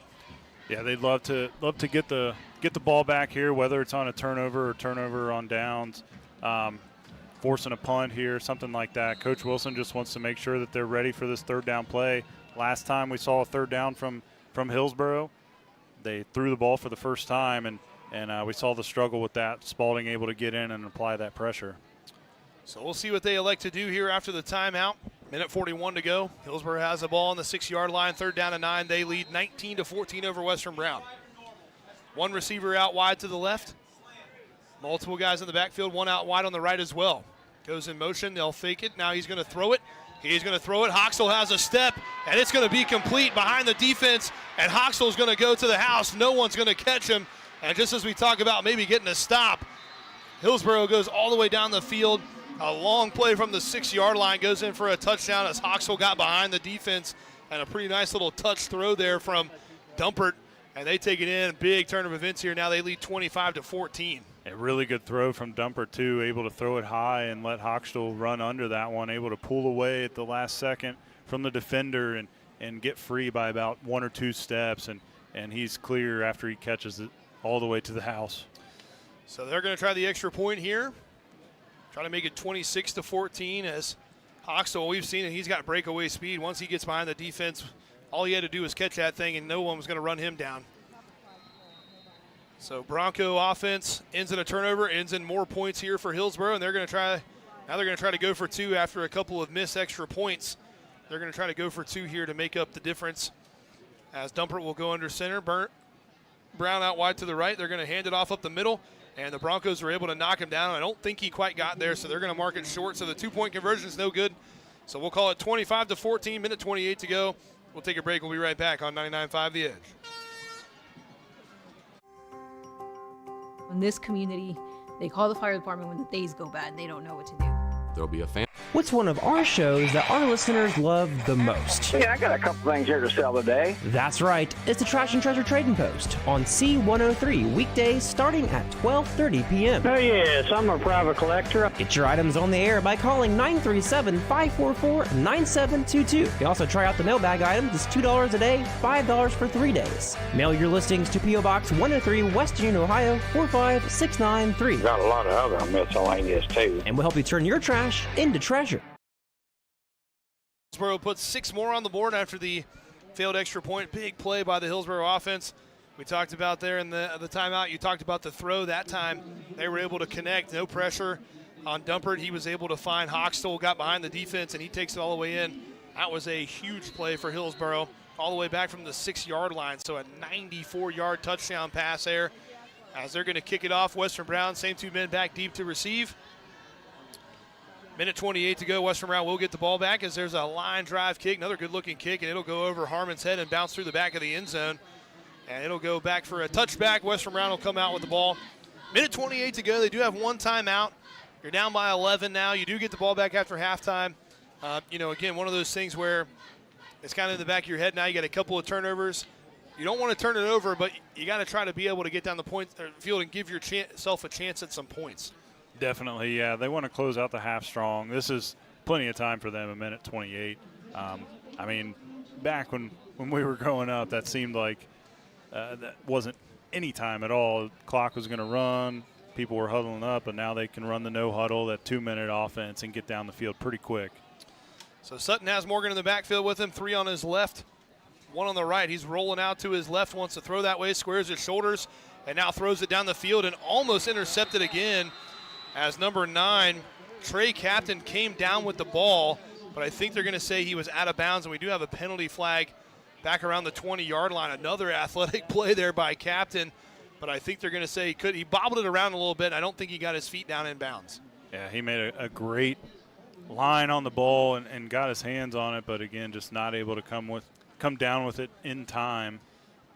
But it would have been all for naught. Defensive holding goes against Hillsboro, so that's going to give Western Brown a first down up to the 30-yard line now. I believe that was the signal from the referee. So it'll be 1st and 10 now from the 30-minute 22 to go. Empty set this time, 3 on the left, 2 on the right on the high side. Sutton in the backfield by himself. Takes a snap, couple step drop, now steps up through the middle, evades some pressure. Now he's going to run towards his own sideline. And gets a big block by Valdez, and flags come flying out as he laid the hammer to somebody over there. And Sutton had a step, but it's going to come back on a personal foul, an illegal crackback block, I believe, by Valdez. Yeah, that's one of those things that's changed in recent time, that you can't decleat those players on the side. Just kind of got to get in front of them, get your body in front of them. Player safety issue. And that was immediate. Flags coming out as soon as and a little bit of chirping going on now between some of the players here from both sides. But a run by Sutton would have set him up for 2nd and short. But again, the penalty flag on number 9, Elijah Valdez, is going to back him up after the personal foul. So Western Brown will still have the ball. It's going to be first down and long now after the 15-yard penalty. Taken back inside the 25 to the 22-yard line. Minute 11 to go still. One timeout here for Western Brown. They'll regroup after the penalty. First down and 20 now. So they'll go Valdez in the backfield off to Sutton's left. 2 men on both sides. Ball still on the left hash. Broncos still headed from right to left on your radio dial. Now they go 3 wide out as Morgan will line up out to the right. 2 on the bottom. Sutton takes a snap looking towards his own bench. Now steps out of a little pressure, steps up through the pocket. Flag comes in from the back. Sutton still dancing around, and they're able to get a hand on him. Number 54, Jordan Lowe, got a hand on his shoulder pad and slammed him down on the ground. We'll check the penalty. It looks like maybe going to be holding on Western Brown. Yeah, Hillsboro able to get some pressure in there on Sutton. Sutton doing everything he can to get out of the pocket, but Hillsboro was coming at him from every angle and finally able to bring him down for a big loss. And it will be holding going against Western Brown, so they are backing them up even more. It's going to be second down and about half a mile here with 1:02 to go. As they'll still have the football, still trailing 25-14. Again, make sure to stay tuned for our Health Source of Ohio halftime report. We'll break down the first half and get you set to get back to action here in the second half. Western Brown with the football, trailing by 11, trying to come up with some points here before the end of the first half. Second down and 25. Now they're just going to hand it off to Morgan. Has some blocks, ends up tripping a little bit and gets slammed down, pushed down, but not till he gets out past the 25. A nice run there by Morgan. One more step, and he might have had some big-time running room. They're able to bring him down, though, bring up third down. It looked like he kind of lost his footing on his own there, too. If he would have been able to keep those feet, he may have housed that one. And now clock continues to roll, 35 seconds to go. And it's going to be third down and 14 from the 26. Morgan in the backfield again. 3 wide receivers, Sutton in the shotgun. Takes a snap, fakes the handoff, wants to throw. Now steps up through some pressure. He's going to throw it over the middle. And a nice play there on the back end by Captain to get a hand on it. Harmon had a chance at it, but number 25, Jaden Captain, reached that right paw in there and knocked it down. And a nice play on the back end is going to bring up fourth down and long here for Western Brown. It was a good job by Sutton stepping up in the pocket. Looks like there is another penalty flag on the field. Good throw from Sutton as well across the middle, but Captain just made a great play stepping across and able to bat that one away. I think the signal was an ineligible man downfield by the Broncos. That penalty will be declined. So Alex Weber's into the game now. True punt formation here from Western Brown as Weber will kick it away here with 16 seconds to go in this first half. Hochstuhl and Zach Brown back deep here to return this punt for the Indians. Weber takes the snap, rugby-style punt off to the right, gets a good one off. Nice spiral will be fielded right about the 40-yard line as cuts back towards this side. They get a hand on him. I believe that's Carter Saylor able to wrap him up, and now 4 or 5 Broncos in and bring him down with 6 seconds to go before the end of this first half, right past midfield on the 48-yard line. First punt of the game for the Broncos as well. Decent return, though. And we'll see what Hillsboro elects to do. 6 seconds left. Maybe potentially could take a shot down the field, but with a 2-score lead at this point, Coach Horn might just elect to take this one to the half. So they'll spot it on the 48-yard line, just past midfield, like Rob said. It'll be first and 10, 6 seconds to go. And I think I'm with you, Rob. I think Coach Horn, the worst thing you'd want to do is turn it over and give him some points or give him a chance at some points on a return here late in the first half when you're up by 2 scores. So we'll see what they decide to do. Do have one receiver lined up out wide to the left with nobody covering him, but they will go into the take a knee formation, and that'll take it into the half as Western Brown trails 25-14. Hillsboro with the lead. Western Brown will get the football coming out in the second half. We'll take a break, and we'll have our Health Source of Ohio report coming up right after this on 99.5 The Edge.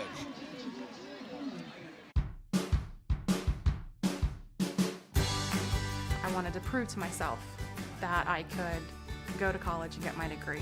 What if I went to Southern State? What if I'm able to go and become that nurse or that lawyer or that teacher? Southern State Community College allows students to rise above the circumstances that they're surrounded by and become something more than they ever dreamed possible. Trying to find a durable new look for your retail office, house, garage, or new barn dominium? Higgins Steel Roofing and Siding has added 2 new profiles within the past year that would make great options. A heavier 26-gauge metal board and batten with several colors to choose from adds a fresh new look to any project regardless of size. Or come in and check out our new options for standing seam. If it's steel roofing and siding, it comes from Higgins. Located in Hillsboro and Jackson, Higgins Steel Roofing and Siding. Family owned and operated since 1958.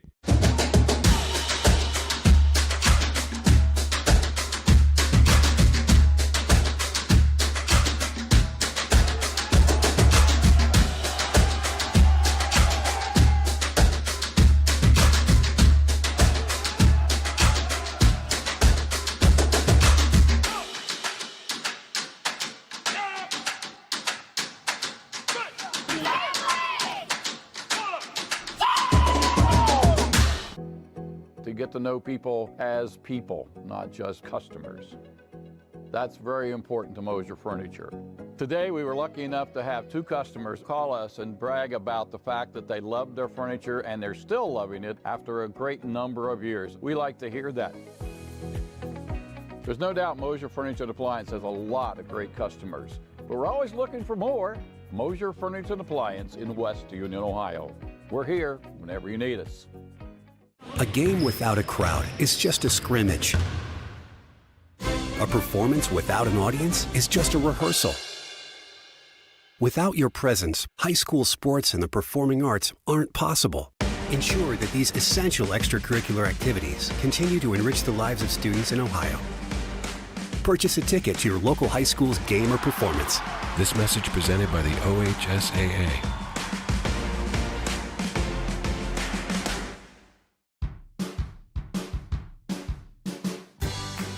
I wanted to prove to myself that I could go to college and get my degree. What if I went to Southern State? What if I'm able to go and become that nurse or that lawyer or that teacher? Southern State Community College allows students to rise above the circumstances that they're surrounded by and become something more than they ever dreamed possible. Our beliefs matter. They're reflected in our words and actions. At First State Bank, we believe in treating people well and have since 1884. Listening, caring, looking out for each other. It's what people deserve. It's what a real local bank does. While lots of things have changed over the years, our belief in you hasn't. First State Bank, built on belief. Our business is helping you grow. We're Baxler Tractor. We take care of you like family. We've been growing since 1946. As your Kubota dealer, our focus is to help you grow today and into the future. Stop by one of our locations today, visit with our folks, and see our entire lineup of Kubota products. Our business is helping you grow. Baxler Tractor. In this community, they call the fire department when the days go bad and they don't know what to do. There'll be a family member and will come up and give me a hug or shake my hand and say, hey, you took care of my dad X number of years ago, and they just wanted to say thank you and how much it meant to them. Things like that just keep me going. I'm ready to come back and do it again. I try to take pride in every single thing that I do. When I'm needed in the community, I don't want them to ever think that I could have done more. And that's the beauty of volunteers. There's nothing stronger than the heart of a volunteer. What's one of our shows that our listeners love the most? Yeah, I got a couple things here to sell today. That's right. It's the Trash and Treasure Trading Post on C103 weekdays starting at 12:30 p.m. Oh yes, I'm a private collector. Get your items on the air by calling 937-544-9722. You can also try out the mailbag item. It's $2 a day, $5 for 3 days. Mail your listings to P.O. Box 103, West Union, Ohio 45693. Got a lot of other miscellaneous too. And we'll help you turn your trash into treasure. I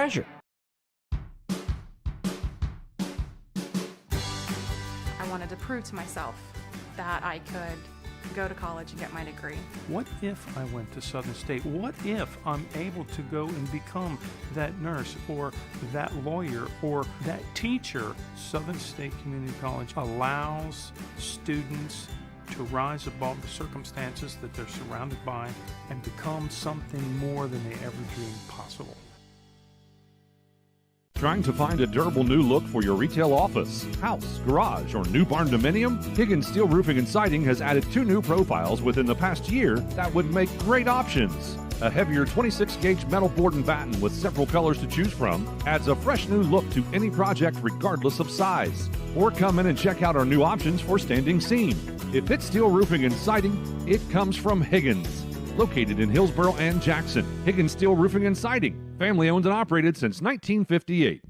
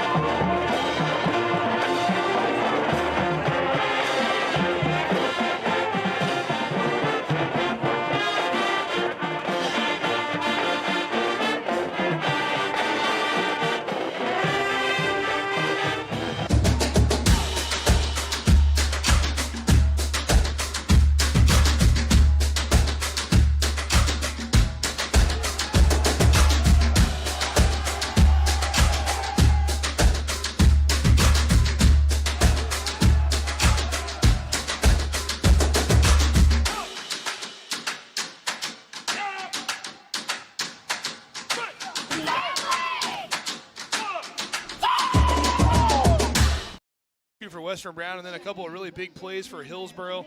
It seems like Hillsboro's had their back against the wall a couple of times offensively, and they've been able to kind of find that one play they need on a 94-yard touchdown pass from Dumpert. The only completion of the game so far for Hillsboro, but went for a big one.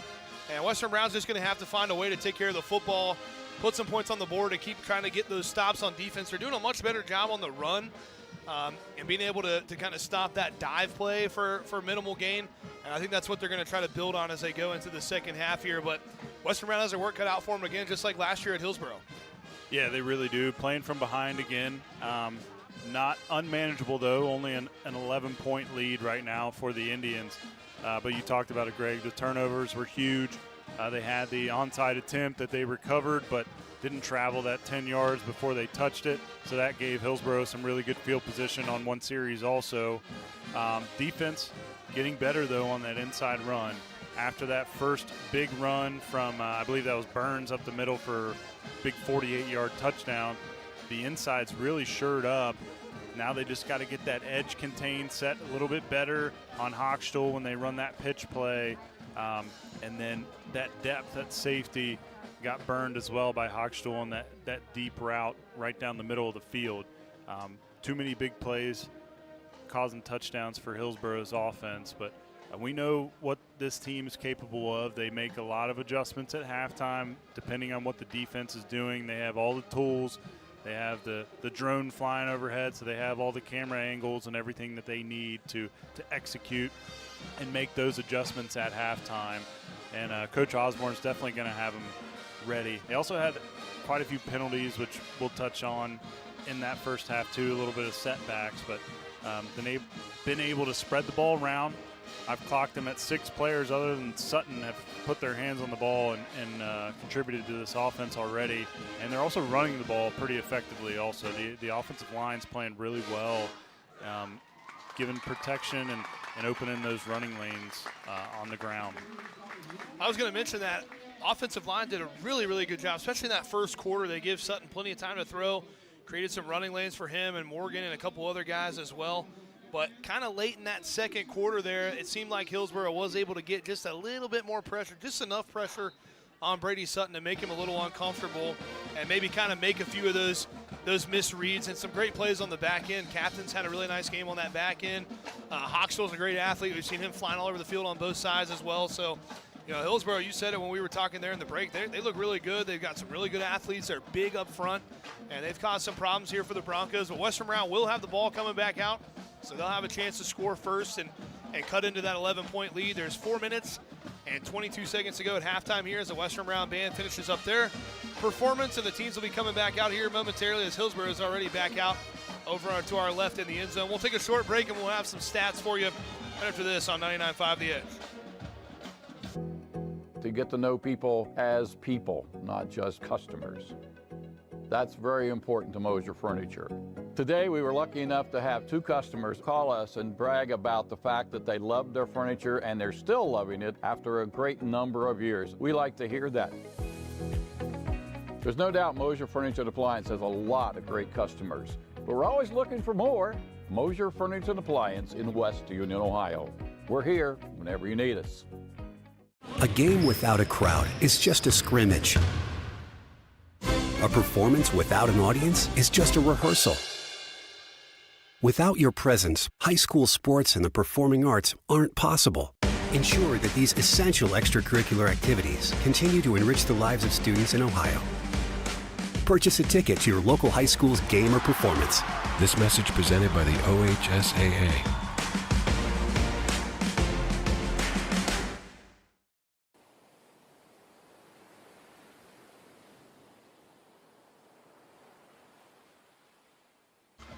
Welcome back here. Just over 3 minutes, or under 3 minutes ago, rather, till we kicked this second half off. As again, the Western Brown Marching Band putting on a good performance here at halftime. Hillsboro did the same right before them as a little digging the playlist here from Western Brown. A little boot scooting boogie now from Brooks and Dunn.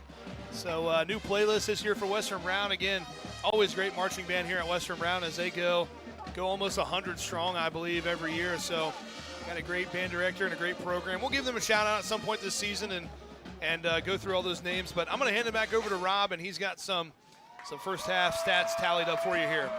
Starting with Hillsboro offensively, really statistically, aside from the touchdowns, they don't have much going on. They have 3 first downs, 1 for 2 on third down conversions, couple of penalties, but both of those were on the special teams end. So doing a good job, being efficient is the Hillsboro offense. Defensively for the Broncos, nothing going on as well for them. They have the one stop where they're able to force the punt, and then 1 special teams penalty for the Broncos. Offensively for the Broncos, 13 first downs, so they're moving the ball, able to push that defense back for Hillsboro. Just got to limit the turnovers. They are 5 for 7 on third down conversion right now, 1 for 1 on fourth down. They do have the 2 turnovers, interceptions. They do have 1 fumble, mesh point fumble with Morgan and Sutton in the backfield, able to recover that. But 6 penalties offensively, big setback for them. And one of those, crucial one towards the end of the half, was the personal foul, crackback block on the edge as Sutton ran for the first down. Defensively for Hillsboro, 2 tackles for loss, 2 sacks, 1 pass breakup, 2 interceptions. They do have 2 penalties as well.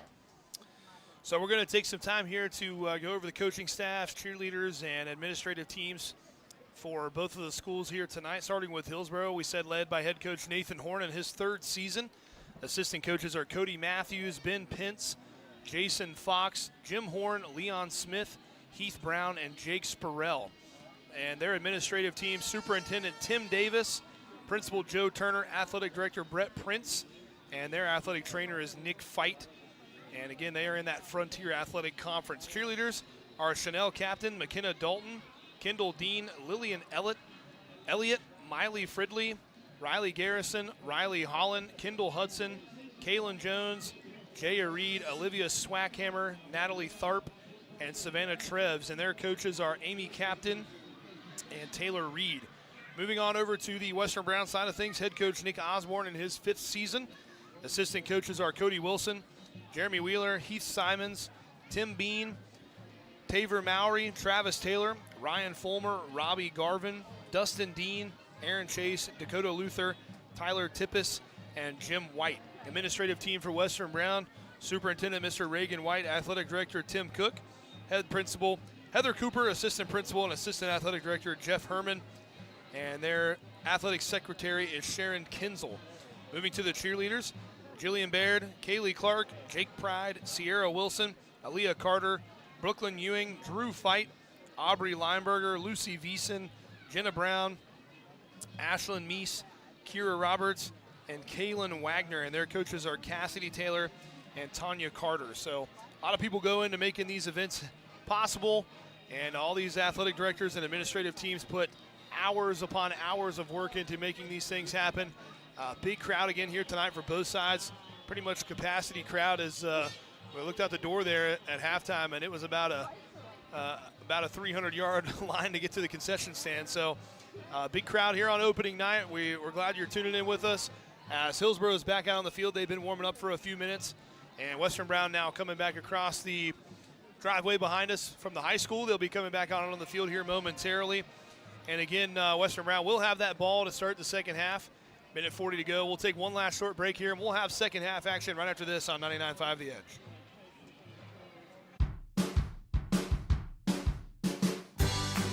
I wanted to prove to myself that I could go to college and get my degree. What if I went to Southern State? What if I'm able to go and become that nurse or that lawyer or that teacher? Southern State Community College allows students to rise above the circumstances that they're surrounded by and become something more than they ever dreamed possible.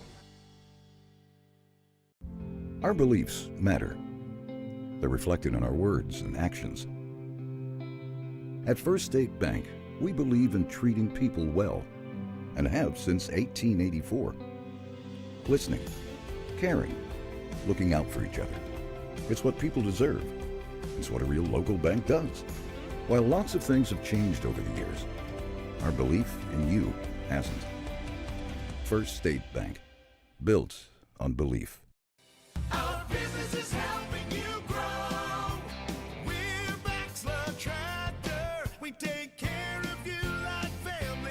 We've been growing since 1946. As your Kubota dealer, our focus is to help you grow today and into the future. Stop by one of our locations today, visit with our folks, and see our entire lineup of Kubota products. Our business is helping you grow. Bachelor Tractor. As for Rob and myself, I want to thank Brandon Rigdon up top there for running the camera for us, always doing a great job as Brandon. And we'll have we got a couple other games going on across the SBC here tonight.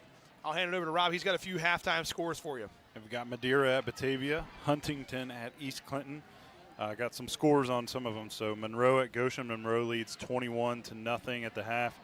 Bethel Tate at New Richmond. New Richmond leading 35-0. Wilmington at Northwest. Wilmington leads that one 22-0. Clinton Massey at Waynesville. Massey leading there 28-14. Purcell Marion at Williamsburg. Purcell leads that one 16-7. And Finneytown at Claremont Northeastern, that is scoreless at the end of the first quarter. All right, so Western Round will receive that kick. Thanks for tuning in again. I'm Greg Liming here with my partner, Rob Bowman. Elena May is back in the studio for us again. Brandon Rigdon up top. Appreciate everything they're doing for us to make this coverage possible here from Western Brown as they'll tee it up on the 40-yard line. Had plenty of text from people watching, tuning in, listening in to us. Appreciate it. We always appreciate any listeners and everybody tuning in on these Friday nights. We're bringing you the coverage here. Western Brown versus Hillsboro. Ball is teed up on the 40-yard line. Western Brown will be headed from right to left on your radio dial. And Hillsboro is ready to kick it away, and it'll be a line drive kick. Another good-looking boot as Harmon will let it hit the ground. And it's going to check up and just barely does roll into the end zone. So it will be a touchback. Western Brown offense coming back out here trailing by 11, trying to put some more points on the board and cut into that Hillsboro lead. Definitely want to get off to a hot start. Coach Osborne, he's making adjustments and seeing those things in the secondary that he wants to look for. He loves throwing the ball around, but again, we talked about it. They're running the ball really well, effectively, but it's tough to do that when you're down by 11 points. You got to get some on the board. Let's see if they can get things started here in this first series of the second half. So they'll go empty, 2 receivers bunched on the left, 3 bunched on the right. Again, Western Brown headed from right to left on your radio dial towards that north end zone. Sutton takes a snap, quick throw out. Powell has it. He's met right away by the defender, brings him down, and it'll bring up second down. It's going to go forward for a couple yards. We'll bring up second down at about 8. Yeah, just a short out route. Gets the second half started. Sutton, nice throw to Powell. I think that was number 11, Michael Burns on the tackle, the senior. Able to wrap him up. They'll give him 4 yards up to the 24. Will make it second down and 6. Man in the backfield, they'll hand it off. Morgan going off that right side, able to slip through a couple tackles, breaks another one. He's still on his feet, rumbles all the way up to the 40-yard line and slammed down there by the defender. But a nice run by Justin Morgan, slippery through that offensive line. He's able to give him a big first down. I really like what I've seen from Justin Morgan coming off of injury from last season. He looks really good. His vision is on point. Same formation here. They'll hand it to him again, this time straight up the gut. And able to get a hand on him was the defender there and bring him down. But not before he goes forward for 3 or 4 yards. It'll bring up second down. He's not the biggest guy, but he plays with leverage, plays low, keeps that pad level low. Got contacted in the backfield, but still able to gain 4 yards on that play. But I think he was a guy they really missed last year. Just didn't really have that, never could really kind of put together that run game without him. And he's effective here so far on this first drive. Sutton will run it this time, tucks it down, and now bounces off a tackle, keeps those legs turning. Fights for a couple extra yards up to about the 46-yard line. Is going to bring up third down and 4. And you don't see Western Brown run the ball this many times consecutively, but they continue to go back to it as they're having success. We'll see what they do in this third and short. 3rd and 4 from the 46-yard line, 10:27 to go here in the third. Morgan off to the left of Sutton, 2 on his right, 1 on the left. Hands it off to Morgan, going off that right side. Patient run, falls over a couple of blockers, but keeps those feet running. And it just seems like, again, Morgan all the way past midfield to the 45. Not a big guy, but always keeps that momentum going. He's able to fall forward for an extra yard or 2 on every play. Great momentum, great vision, too. Had a lead going from Gibbs, and then Ty Spalding getting some more action on that offensive end, leading the way blocking. Broncos going quick here. Ball's on the 45 into Indian territory. Handed off to Morgan, coming off this left side. Next, another nice cut move. Fighting through some more tackles, still driving the legs. And there's a penalty flag coming in late. We'll see what the penalty is, but Morgan, a tough 10-yard run. Has first down yardage, but we're going to check the penalty. Really tough. I think they're going to call Well, I don't know. They're having a discussion at the 40-yard line right now. They've got the marker right where the tackle happened, though. So I think they're going to call a sideline warning, or maybe it's no, it goes as a penalty. So I don't know if that's on the coaches or the players. I'm not sure. We saw that a few times last year. It seems like maybe kind of one of those points of emphasis they talk about every year with the officials. But I think that's what that signal was the sideline warning. So I don't know if somebody bumped into a referee or what happened, but it'll back them up. We'll still give them a positive play on first down up to the 42, where it will be 2nd down and 7. I'm wondering if they called aiding the runner on that one, too, because the offensive lineman was pulling. Could be what that meant. They're going to hand it off to Morgan again. It makes a nice cut to the outside, but they're able to wrap him up. A couple of defenders get to him. Big number 54, Jordan Lowe, got a hand on him. That's going to go for no gain. Will bring up 2nd down and 7. And not much going there for Morgan. Has to make the most out of that one. Able to gain positive yards somehow as he's contacted Met immediately in the backfield. They'll go empty now. We know Coach Osborne, great play caller, maybe trying to lull him to sleep a little bit here and take a shot now. A quick throw out to the sideline. Harmon has first down yardage, makes the short catch inside the 35-yard line down to the 34. Nice little route and throw there as Harmon will secure it. New set of downs for the Broncos. Yep, get them going with that run, tighten them up in the middle, and then loosen them up on the edge. Gets one out there to Harmon on the edge. Good catch. First reception of the half. So 1st and 10 from the 34-yard line. 8:47 to go here in this third quarter. Empty set, 2 on the left, 3 on the right. Ball's on that left hash. Broncos again headed from right to left on your radio dial here in this third quarter. Sutton's going to run it all the way, going off the right side, able to make one man miss, makes another man miss. Down inside the 30, down around the 25-yard line. He's going to be right at the stick. They're going to mark him about a yard short. It's going to bring up 2nd and 1. That was a design draw. We've got Damian Valdez leading the way up there at the 2nd level, getting a block, springing Sutton free. So they'll mark it at the 25-yard line. He's a 26 for a first down. 2nd down and 1. 8:12 to go. Broncos still trail 25-14. Handed off to Morgan. Patient run, cuts back towards the middle, and he's met right away. Nice coverage up front there by the Indians. And they're going to mark it for no gain. It's going to bring up 3rd down and 1. It looked like he may have had a gap, but it closed quickly. Those Indians did a good job of crashing on that one, tackling Morgan for maybe no gain or short gain. Now we'll have Morgan and Spalding in the backfield. One man out wide to the right, 2 bunched down here on the bottom to the left. Sutton's going to run it all the way up the middle, has first down yardage. Spun down around the 16-yard line. It'll be a 1st down and 10 now for the Broncos. Nice run there by Brady Sutton on 3rd and short. Yeah, great job. Big hole on that left side, too, opened up, and Morgan leading the way. Big conversion on 3rd down. Broncos picking up the tempo now. Sutton has a snap going off the left, able to get some yards down inside, right about the 10-yard line. I think they're going to spot him right at the 10. Be a nice little 6-yard run on 1st down to bring up 2nd down and 4. Great momentum coming out of the half, running the ball quite a bit. I think they just have 2 throws to start. Doing a great job, though. This offensive line has to be feeling a lot of confidence right now, and you can see that defense getting worn down. Now they'll go kind of heavy package here. 2 receivers out. They hand it to Morgan again, going off the left side. Nice job by Captain to get off a block, but not before Morgan gets down to about the 6, maybe 7-yard line. It's going to be right around the line to gain. They're going to call it a yard short. It'll be 3rd and 1. 3rd and just shy. Broncos playing quick, though. Hillsboro trying to get some subs in and out, barely able to get off the field over there. As now Morgan will take it again, cuts back towards the middle. He's turning those legs, gets down inside the 5. He'll have a 1st down. It'll be 1st down and goal here for Western Brown. So kind of the opposite of what we're used to seeing, a ground and pound kind of methodical drive here from Western Brown. Yeah, doing a great job. Adam Pena on that one playing H-back, gets the lead through for Morgan and able to help him get that 1st down. 1st and goal from the 5, 6.5 minutes to go. This time Sutton will take it. Spins down. He goes right about the 3-yard line. I think they're going to spot him on the 2. So it's going to be 2nd down and goal from the 2-yard line. Coach Osborne looks comfortable just to continue running the ball right now. They're getting Spalding back in there. Potentially maybe a lead blocker on this play. So the clock rolls with 6:08 to go here in the 3rd. Broncos knocking on the door in their first drive here in the 2nd half. 2 men out wide to the right. 1 man down here by himself on the bottom. Spalding and Morgan in the backfield with Sutton.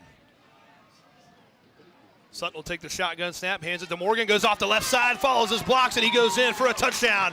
The junior number 5, Justin Morgan, takes it in for 6, and the Broncos cut into the Indian lead with their first drive here in the second half. Great drive, capitalized there by Justin Morgan with the 6 points. Yeah, what a finish, what a drive coming out of the half, and decidedly running the ball, just exerting themselves up front, showing that physicality and being confident in it, continuing to go to it. Fitting that Morgan finishes that one off with a touchdown as well.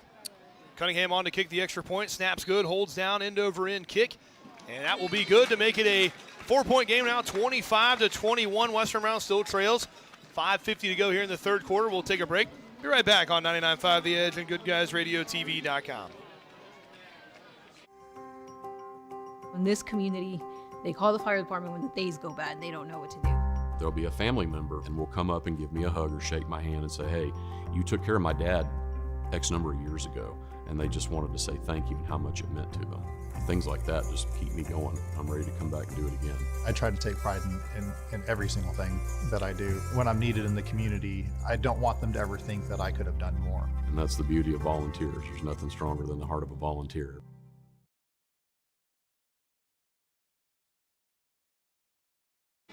Welcome back in here as Western Brown puts 7 more on the board. They make it a 4-point game now, 25-21, as Dakota Bolender will tee it up here on the 40-yard line. We'll see if the Broncos try any trickery here on this kickoff, as they've tried a couple onside kicks already in this one. We'll see if they decide to do it again. Kind of that weird formation where they, like you said, muddle, huddle, run up to the ball, and then it kind of keeps the receiving team on their toes as they'll run up, and now they'll reset. And it looks like Bollender's set to kick this one deep. They start their sway now on the 40-yard line. A nice end-over-end kick will be fielded right about the 17-yard line. Trying to set up some blocks back up the middle. Has a little bit of room, but the Broncos close in quick.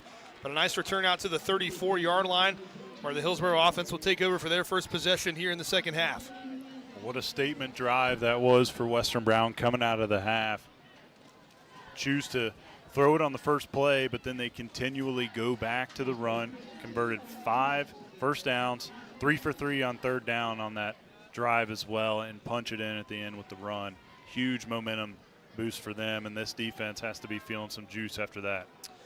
Listen in for live updates tomorrow from the Ohio Rural Heritage Festival in Ripley and the Winchester Homecoming Festival tomorrow. Be sure to come out for all the food, fun, and these 2 great events. So stay tuned for some coverage for that tomorrow. Hillsboro has it now. Ball spotted on the 33-yard line. Man goes in motion. Now they'll hand it off to the dive man up the middle. Fights for a couple of yards, and now actually the ball was handed off on the left side. Fooled me all the way up to the 40-yard line. So second down and about 3 or 4 maybe now. Yeah, it looked like they gave that to Smart up the middle, but Dumpert actually kept it, ran around the edge. So got a nice gain there on first down up to the 40. Well, it's a good thing Coach Cody Wilson doesn't have me out there playing linebacker, because I think I would have been going after the wrong guy on that one. So it'll be on the 40. It'll be second down and 3 now. 1 man out wide to the left. Dumpert under center. 3 man in the backfield. Hoxtell goes in motion. They're going to hand it off up the middle. Has first down yardage up to about the 45-yard line. I believe that was Dom Smart again. Falls forward. No, that was number 28. Yeah, that is Dom Smart. It'll go for a first down to the 45. Good first couple plays for Hillsboro coming out after that touchdown drive from Western Brown, and going back to Smart up the middle at fullback position. Haven't seen Burns in a while back there. He's the one who started the game at fullback. So ball spotted on the 45-yard line, approaching midfield. Hillsboro headed from left to right on your radio dial here if you're tuning in to us on the radio.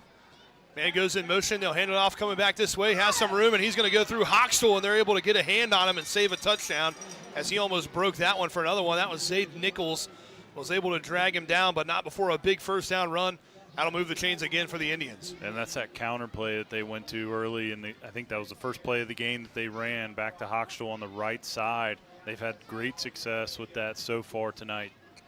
So he'll go past midfield all the way down to the 39 in Bronco territory. 4:24 to go here in this third quarter. Hillsboro trying to answer back with their first drive of the second half after Western Brown was able to punch it in for a touchdown. Handoff up the middle goes to, now it's going off this way, and that's going to be a touchdown as it goes out to, that's the quarterback, number 1, Dumpert, kept it the whole time, and again, fooled me up here in the press box. He went all the way off that right side, followed his blocks, And Mason Dumpert, the quarterback, will take it in for 6. And back out to a 10-point game now for Hillsboro with the extra point coming up. Dumper doing a great job on that. Same play that he ran just a couple plays ago to the left side, but this time to the right. Fakes it to Smart, kind of just ducks behind that offensive line, gets lost almost, runs off that right edge, and big touchdown run for Hillsboro. Big answer for them too. So they're going to try the extra point here. Wes Bailey's going to try to kick it through to make it an 11-point game again as a man for Hillsboro runs on late here for that extra point try. Snaps on the way, holds down, kick is up, end over end kick, and it is good. We'll make it a 32-21 lead now again for Hillsboro. Take a break, we'll be right back on 99.5 The Edge.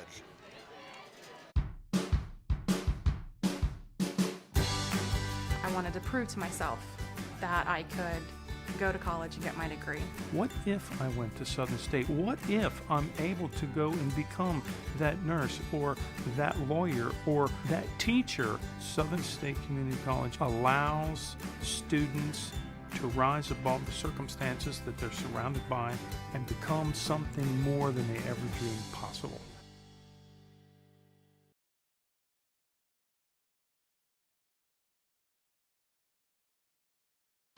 Welcome back in here as Hillsboro has put 7 more on the board. They lead it by 11 again, 32-21. Nice drive there by Hillsboro to answer back. I want to give a quick shout out to the middle school teams here at Western Brown. The 8th grade team defeated Bethel on Wednesday by a score of 38-13. And the 7th grade big win over Wyoming, 42-0. So future Bronco football looking good down there at the junior high level through 1 week. Line drive kick will go over to Harmon. He lets it bounce, and it's going to bounce all the way through the end zone again for another touchback. So another kickoff there goes into the end zone for a touchback. Western Brown will have the ball on the 20-yard line coming out. 4:08 to go. Well, again, we'll see if Coach Osborne decides to, kind of stay with that run, ground and pound type football. Obviously still a lot of time left in the game overall, but you want to be able to kind of pick up the pace maybe a little bit and keep that pressure on Hillsboro as, again, they're kind of built to play with the lead with that run attack they have. We'll see what Western Brown likes to do here. Yeah, definitely. Hillsboro is going to love playing with this lead the rest of the game. They can utilize the clock. They're going to continue to run it, keep it on the ground. Western Brown doesn't have to panic yet. It's only a 2-score game, but they definitely are going to have to throw the ball at some point. Sutton takes the empty snap, throwing. Harmon had a step and just barely overthrew him as that was Mason Dumpert on the coverage. Pretty good looking throw, but just a step out of reach for Harmon, and it'll bring up 2nd down and 10. And one of the furthest balls we've seen Sutton throw all night, and had his man open. Harmon running that corner route, just overthrown him on his own sideline. So 2nd down and 10 now from the 20, 4:03 to go. Clock stops with the incompletion. 2 receivers out to the left, 1 on the right. Hands it off to Morgan, going off that right side, follows some blocks, cuts back towards the middle, still going up to the 30-yard line, and it looks like he's going to have a 1st down. Tough 10-yard run there by Justin Morgan, and he moves the chains again for the Broncos. Another good run, patient run. He's doing a great job just letting his blockers get out in front, lead the way for him. And we've got an injured Bronco down on the field. And bad news for the Broncos, as seems like deja vu. I think that is Justin Morgan that's down and not getting up after that run. I didn't see him come back towards the sideline, and it looks like they're lifting his leg up, maybe stretching him out. Maybe a little bit of a cramping issue. Again, still hot here in late July. First game of the year, a lot of these guys playing both ways. You're kind of running out of some water there, so we'll see. Hopefully they're stretching him out. Hopefully he'll be able to get back in there. But again, you said it, Rob, it's working really well. They're going off that right side, it seems like was what they really like to do. And again, Morgan doesn't go as a very big guy, but he's just able to, he's kind of hides behind the blockers and then hits the hole, and he keeps those feet moving, and he's able to fall forward. As that is Morgan, he's walking off on his own power, so hopefully it's just some cramps and he'll be able to get back in there. But bread and butter so far here in the second half for Western Brown. Yeah, it's really working for him. They haven't had the run game the last couple seasons like they are showing tonight, so that's a nice change for Coach Osborne. It's got to be a welcome change too, because you don't want to always rely on your pass game, and the protection or throwing the ball deep sometimes can obviously be tricky. A couple interceptions tonight, so being able to utilize the run game really opens things up for his playbook. 4 wide now, running back in the backfield with Sutton. He'll take the snap, looking to his right, now back to his left. He's going to throw it deep. Harmon has a step again. He lays out at the 35 and just can't quite bring it in.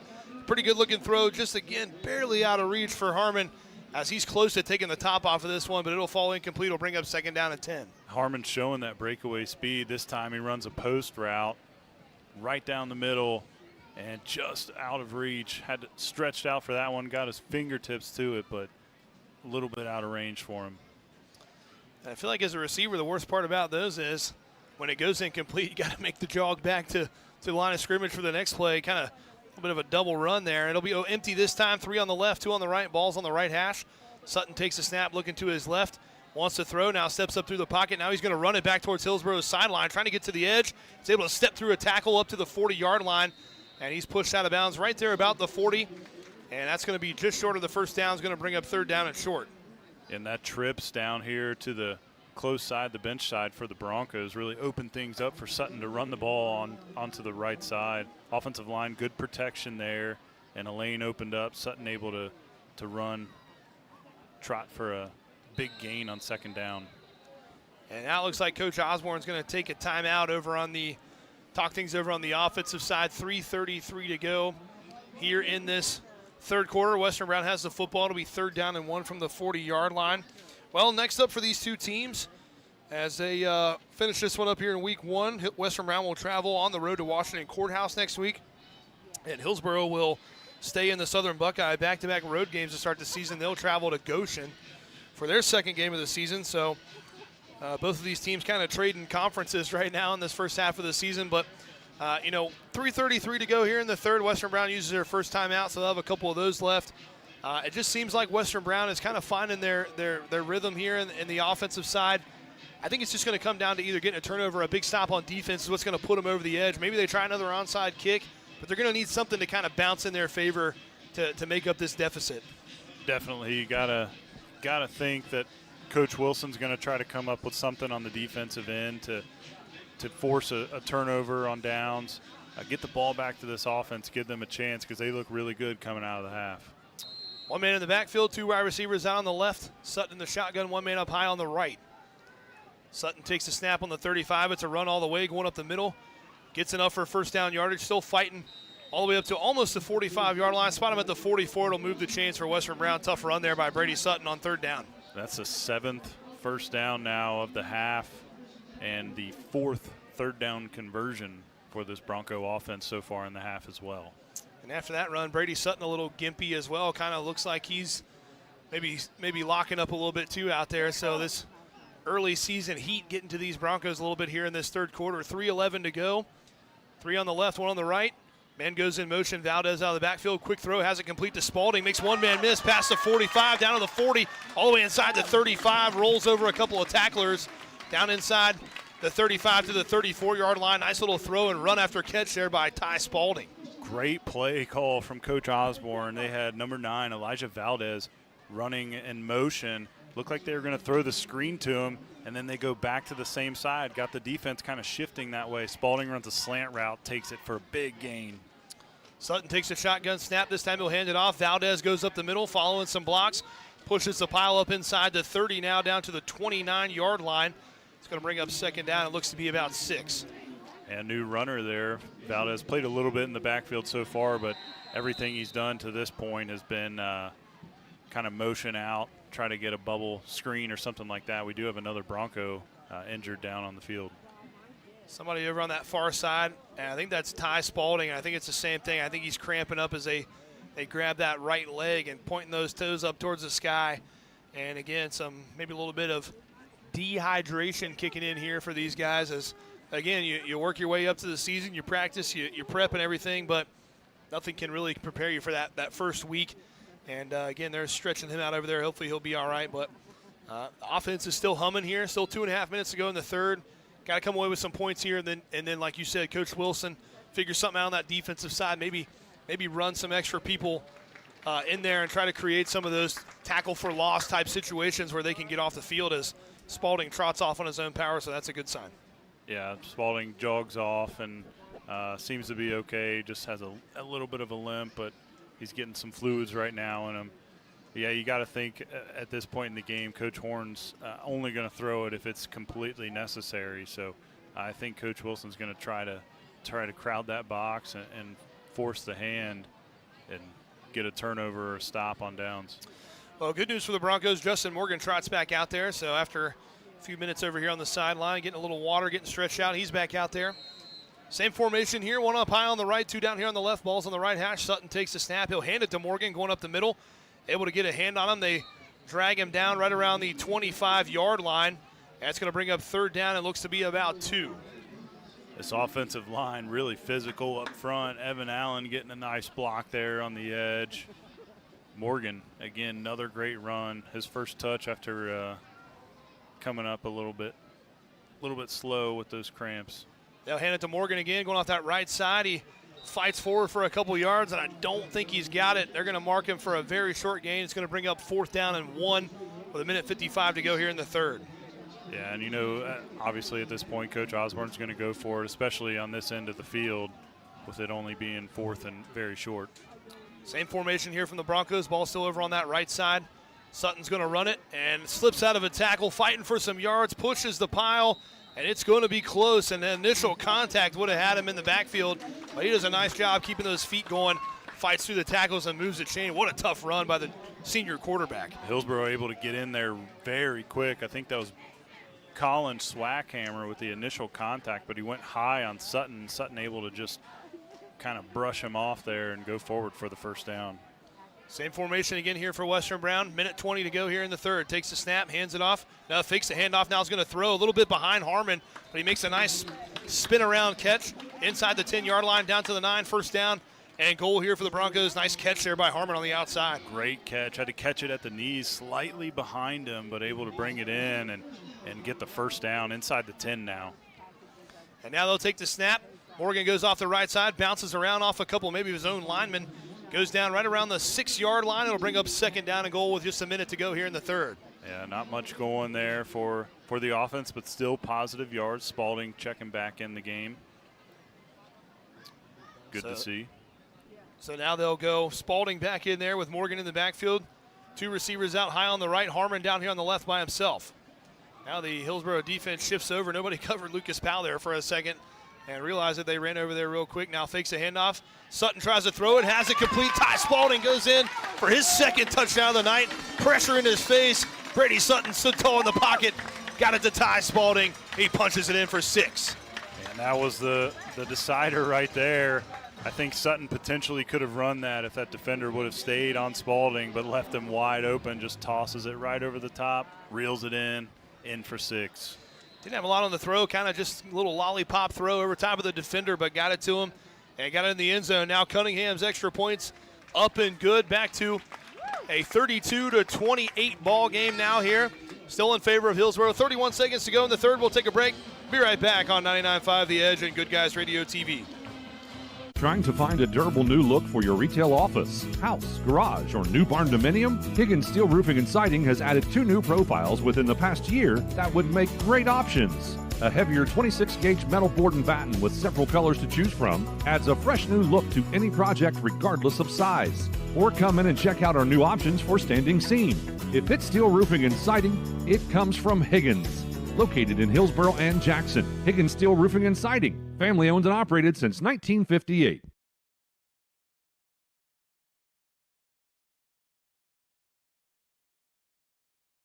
Welcome back in here as Western Brown puts 7 more back on the board.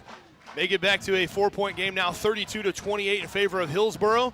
31 seconds to go here in this third quarter as Western Brown will kick it off here. We'll see if they decide to try another onside kick. Again, Coach Osborne, they've tried it a couple of times here. We'll see if they elect to do that again as Bolander runs up to the ball. Now they'll reset. And a couple of the Hillsboro return men will back up a little bit now as they put a couple of the guys up close in case. And that ball's going to bounce and check up right around the 10 and just goes out of bounds as Bolander tried to kick it down in that coffin corner, but just couldn't quite keep it in bounds. So it's going to go out of bounds right about the 7-yard line, where it'll be a penalty, and it'll move it up to, I believe, the 30-yard line is where they get it for high school. So it'll be first down and 10 with 31 seconds to go. Yeah, that's one of those plays that can really benefit you if it stays in bounds, but just shy. It looks like they are going to mark it at the 35. Hochstel keeping an eye on that one, make sure that rolls out of bounds. Good drive again, though, by the Broncos. So ball's on the 35. Time for this defense to step up. They need to come away with some kind of big stop here, turnover, maybe a turnover on downs. They've done a pretty good job on the run for the most part. Able to a little trickery there as Dumpert took one in for a touchdown last time. First down and 10 from the 35, 31 seconds to go here in the third. Hillsboro still headed from left to right on your radio dial. Hoxtell goes in motion. They'll hand it off. Dom Smart coming back this way. Valdez takes him down low. Another defender takes him up high. He'll go forward for about 4 yards. That'll bring up second down and 6. Valdez, great job crashing on that one and bringing him down, not allowing those extra yards. He had some room, but Valdez able to close quickly. I think that was Weber that got him up high. So Valdez had him around the ankles. Weber took him up high. They're able to take him down. They're going to let it run out. So that's going to bring us to the end of the third quarter as Hillsboro will have it second down and 7 when we come back. Don't go anywhere. We've got fourth quarter action coming up right after this on 99.5 The Edge and Good Guys Radio TV.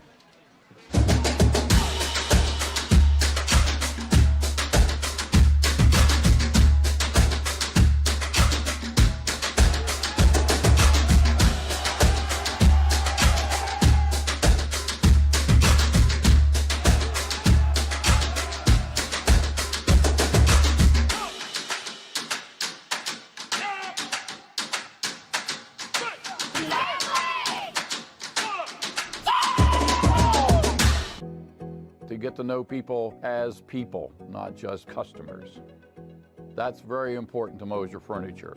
Today we were lucky enough to have 2 customers call us and brag about the fact that they loved their furniture and they're still loving it after a great number of years. We like to hear that. There's no doubt Mosier Furniture and Appliance has a lot of great customers, but we're always looking for more. Mosier Furniture and Appliance in West Union, Ohio. We're here whenever you need us.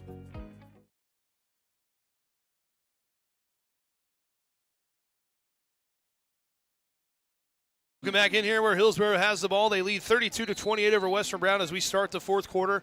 Ball is on the 39-yard line where it is second down and 7 here for the Indians. One receiver out wide to the left. They flip into the field now and head from right to left on your radio dial towards that north end zone. Out towards Highway 32. Handed off up the middle, Dom Smart. And now he keeps it. It's Dumpert again over on that right side. And tricked me again. And Dumpert's able to scamper for first down yardage up all the way almost to midfield to the 48-yard line. It'll be a first down. Nice run by Mason Dumpert, the quarterback. And Dumpert's had some great decision-making on that pull. Instead of giving it to Smart or Burns up the middle, able to get great yardage on the edge. Big first down for them right around midfield. So first down and 10 now from the 48-yard line as they approach midfield here. 11:55 to go. Clock stops as Dumpert went out of bounds over there in front of his own bench. Man goes in motion, takes a snap. Going to hand it off going the other way to Hochschuel. They got him wrapped up, but he's able to fight for a couple of yards up to midfield. Right at the 50-yard line, it'll be second down and 8. Yeah, it looked like they had him for a tackle for loss, but he's able to just evade that and scamper for a few. We'll cover our team and individual stats and name our Paul Hall Insurance Player of the Game right after the conclusion of this game. Be sure to stick around. Also want to thank our season sponsors, including Southern State Community College, John Wood Insurance, First State Bank, and Baxlow Tractor Sales. 11:22 to go here in the game. Second down and 8 from midfield here as Hillsboro has the ball, taking their time, coming up using almost all that play clock, trying to throttle it down a little bit here. Trying to take as much time as they can and score some points. Handoff up the middle this time. Coming back towards the left side. He goes forward for about 2 yards. Up to the opposite 48-yard line. It's going to bring up third down and about 6. Bronco defense up front, really stout right now, stopping that dive up the middle. Doing a great job collapsing, and team defense too, finding the ball, getting to it, getting numbers on it, not allowing those extra yards after the contact. Well, we'll see what Coach Horn decides to do here. Might see that kind of toss play out to Hoxtell. We've seen work a couple of times on these kind of third and medium situations 10.5 minutes ago.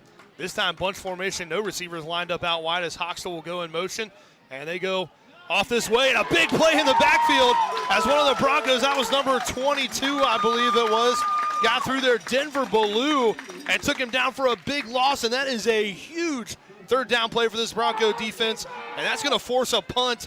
What a play by Denver Ballou to get in there and blow that thing up. Huge play. That's a name we were saying quite a bit towards the end of the season, and I got to say, Denver Ballou has hit the weight room in the offseason.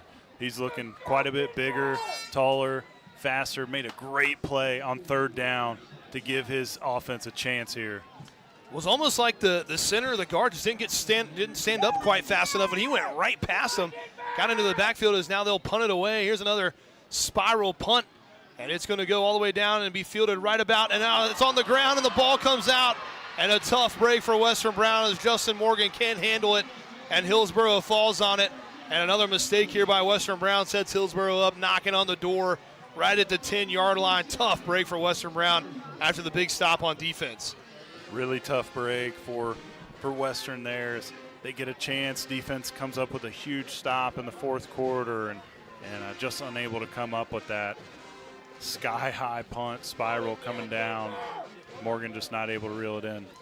As high as that thing went, obviously tough one to catch. Maybe just let it bounce at the 10 and hope for the best, but tough play there as he comes over to the side and gets a little talk there. But, again, it's a tough one. It went all the way up over almost to the lights. Now they'll hand it off, and a little bit of confusion there as Dumper went to hand the ball off, and there was no one around him. He turned around and looked around for his teammates, and everyone kind of left him. That's going to go for a loss back to about the 13-yard line. Will bring up second down and long now. A back-to-back tackle for loss plays for this Bronco defense out there doing a great job now. Staying it.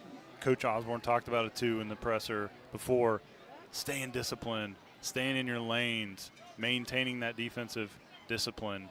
You have to against these option-type teams, or they're gonna execute on that and take advantage of your mistakes. So the referee's kind of looking over to the side here as now they're going to spot the ball right on the 12-yard line, so it goes for a 2-yard loss. 9:29 to go here in the ball game. It'll be second down as I'm not sure what the conversation was there. Maybe it was some kind of penalty that Coach Osborne decided to decline. So it'll be second and goal from the 12 now. Hoxtell goes in motion this time. They hand it off up the middle. Dom Smart falls down right around the 6-yard line. Maybe mark him at the 5. And it's going to be third down and goal from right there. Yeah, nice run up the middle, back to Smart. Gets him back to 3rd and 6 from the goal. Now a couple of subs coming in here for the Broncos as a few men will check out here. Big third down here from the 6th, 3rd and goal with just under 9 minutes to go. Could be another chance for the Bronco defense to get a stop and hold them to a field goal try. We'll see what Coach Horn decides to do if they don't punch it in here. They're going to fake the pitch, hand it off, and the Broncos are ready. They stuff it right at the line of scrimmage. And another big play. This defense really stepping up here late in this one. And it's going to be 4th down and goal from about the 6. And I believe they're going to try the field goal to try to make it a 7-point game. Yeah, great recovery from this defense after the fumbled punt return. Doing a good job of just bowing their back and forcing this offense to kick a field goal here. And after, even if they make the field goal, as Coach Osborne, you have to feel happy that, your defense could have really, that could have been a big turn there as the muff punt on the 10-yard line. But they're able to stand. And now the field goal try, the snap's down, it's on the way, and it's blocked. And a big play right there by the Broncos special teams. And they get in there and block it again. I think that was Ty Spalding. Came flat in there like he was going to sack the quarterback, but instead blocked the kick. And they hold him off, no points after the muff punt. What a big turn, what a big play, what a big stand by this Bronco defense. Great defensive stand there. What a play from the special teams. The captain stepping up big. They had about 3 or 4 guys break through on that play, shoot the gap, and able to block it.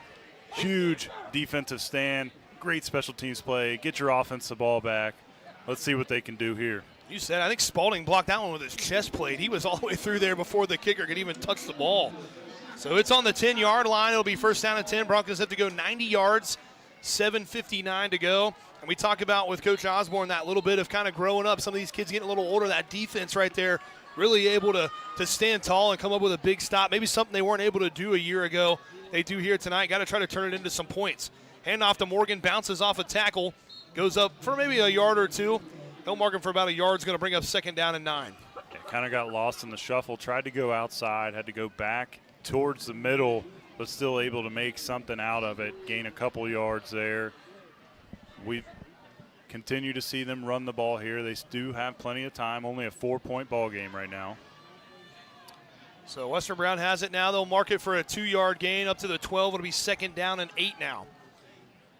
Parker in the backfield goes in motion. Sutton takes the snap. He'll throw it out towards him, and he's going to be lit up and drops the ball, so it's going to go incomplete as Hoxtel came flying in there. Lucky that one wasn't intercepted. Good play on the defensive side by Jevin Hoxtel. Yeah, he kind of saw that one coming all the way. Parker out of the backfield just ran a screen route off to the right side, and he sniffed that one out. And now a third down and 8 rather from the 12 here with 7:20 to go. This is a big third down. Got to try to get first down yardage and move the chains. Keep this drive alive here as we're coming down to the wire here. Almost halfway through this fourth quarter. Empty set this time, 3 on the right, 2 on the left. Broncos now headed from left to right on your radio dial here on the offensive side. Sutton takes a snap, wants to throw towards the sideline, has it complete to Lucas Powell, puts his head down, takes some contact, and a little bit of hand fighting going on out of bounds, no flag. It's going to be right at the line to gain. I think they're going to call him fourth and about a yard, maybe less. So I think Coach Osborne backed up in his own territory. I think he has confidence the way they're running the ball right now to go for it here. Yeah, definitely 4th and 1 coming up, and they get to the line quickly. One man in the backfield was Sutton, 3 receivers out wide. Sutton ready to take the snap. A couple of linebackers creeping up. Now he'll take the snap, going up the middle, has more than first down yardage and breaks through all the way past the 30, dragging some tacklers. And it was almost like they put too much people up at the line. He was able to find a seam, took it all the way out to the 37-yard line. What a run on 4th down by Brady Sutton. Huge run. He followed the blockers. It looked like Hillsboro may have chose wrong on that stunt there, and Sutton able to take advantage. 4th and 1 conversion. Great play call.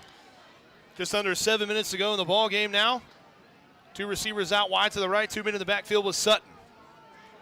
Sutton takes a shotgun snap, will hand it to Morgan coming off this right side, cuts back up towards the middle. Nice run by Justin Morgan up to the 45-yard line.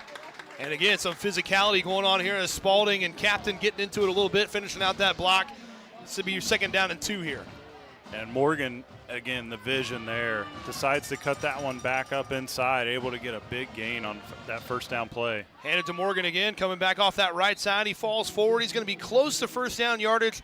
We're going to mark him about a yard short. It'll be 3rd down and 1 now with 6:18 to go in the ballgame. Continuing to pound the rock right now, getting close to midfield, 3rd and short coming up. Coach Osborne taking his time with this play call. So just over 6 minutes to go. Remember to stay tuned for our Coach's Comment Show right after the game. We'll recap tonight's matchup with Coach Nick Osborne right here after this one wraps up. Halfway point in the 4th quarter. Sutton takes it, going off that left side. Had some contact right away, but he's going to be able to fight for enough yardage to get the first down up to about the 47, maybe 48-yard line. It'll be 1st down and 10 for Western Brown. Sutton's helmet comes off, so he's got to step out for a play. I think one thing Coach Osborne is comfortable with right now, too, is we're under the 6-minute mark now, is just continuing to run the ball, continuing to run the clock. Only maybe give Hillsboro one opportunity with limited time on the clock, put some points on the board, and walk out with the victory here. So you said a high school rule, helmet comes off, you have to come out for a play. Zayden Nichols is going to take over at quarterback for a play here as Sutton has to take one off. A little bit of a low snap. Hands it to Morgan. Nice cut move back up the middle. Morgan still churning up past midfield into Hillsboro territory. Down around the 46-yard line. Nice run on 1st down. And great job from Zayden Nichols stepping up. Gets a little bit of a low snap, but pulls that one up and able to give it to Morgan. Morgan does a good job with that one up the middle. So they'll call it a 7-yard scamper up to the 45 where it's 2nd down and 3, 5:05 to go here in the ballgame. Sutton takes a snap, is going to hand it to Morgan off that left side, goes back up the middle, has all kinds of room, cuts back towards the sideline, holds onto that football tight down inside the 35, down around the 32-yard line. 1st down run for the junior running back, Justin Morgan. Big hole opened up, and Morgan makes a great cut, too, from the middle off to the right side. Big 1st down run. But now Coach Osborne kind of slowing the pace down a little bit, want to use as much of that play clock as you can. Obviously have to score a touchdown, so you can't take too much time. You don't want to leave yourself in a situation where you're backed up with no time left. Still do have timeouts. Hillsboro has all 3 of their timeouts. So Coach Osborne calling in the play from the sideline now, and they'll come up to the line here with about 10 seconds to go on the play clock. Harmon lined up out wide to the right, 2 down here on the bottom. 2 men in the backfield with Sutton. We've seen this formation quite a bit from the Broncos here tonight.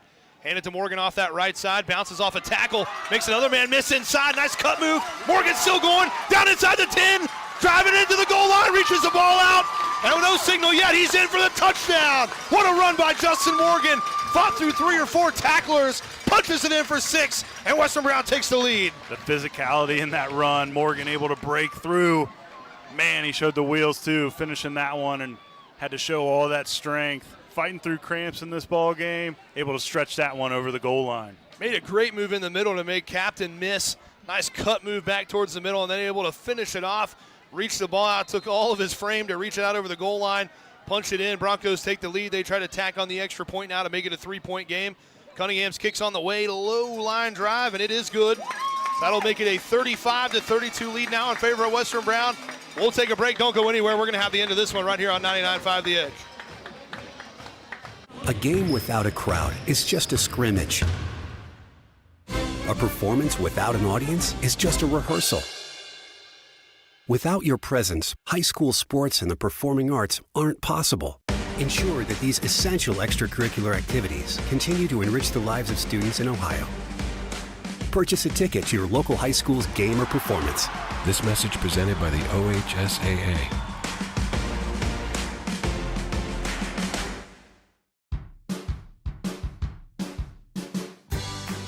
I wanted to prove to myself that I could go to college and get my degree.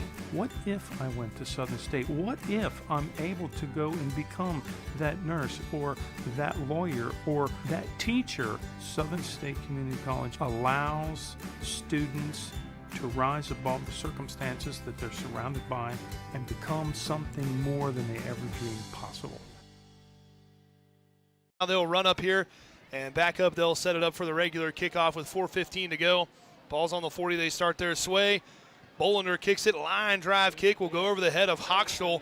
Bounces through the end zone. And it'll be a touchback. Ball's on the 20-yard line. Bronco defense coming back out. Well, Western Brown's coming off a big drive offensively. Big stop defensively. I think they got to try to ride that momentum here. We know Hillsboro does what they do. Got to be able to try to keep those lanes and know your assignments and come up with another big stop here. Yeah, the offense for Western Brown has been unstoppable in the second half so far, and the defense has stepped up huge. They've had a couple big stops here. That crucial one inside the 10-yard line, force a field goal, miss it, get the ball back to your offense. What do they do with it? Give you the lead. Defense has to go out and win the ball game now. So 4:15 to go. Hillsboro has all 3 timeouts, so they have plenty of time to drive the field. We've seen them do it multiple times here tonight. We'll see what Coach Warren dials up here with 4:15 to go in the ball game. Hoxel goes in motion. They'll hand it off on that right side, and he's got some room, and he may go on the first play. They're just trying to pick up a block up the sideline. Nichols trying to run him down. Spalding trying to catch him, and they're not going to do it. Spalding almost runs him down, but the first play from scrimmage, number 28, Dom Smart, takes it to the house, and a quick score from Hillsboro. A short-lived lead for Western Brown, and I think that's our 7th or 8th lead change of the night here. What a run by Dom Smart. Yeah, 7th lead change, huge run for the fullback there, and just gets that, showed that breakaway speed. It looked like Nichols had a beat on him, but he had one of his teammates helping him kind of shield between him and the ball, and just able to finish that one off. Big answer for Hillsboro there. So they'll go for the extra point here to try to make it a 4-point game again. So that way it would have to be a touchdown from Western Brown to retake the lead. Snaps back, holds down. Good looking end over end kick. That one goes over the bleachers back there, and that will be good. So that's going to make it a 39-35 lead. Quick strike, an 80-yard touchdown scamper for the Hillsboro Indians. We'll keep it right here as the Broncos will have the ball coming back out after the kickoff. Well, we talked about the defense and able to step up. Just gave up a big play, but it happens. You know, you get a one good block and spring one of those, and they take it all the way back.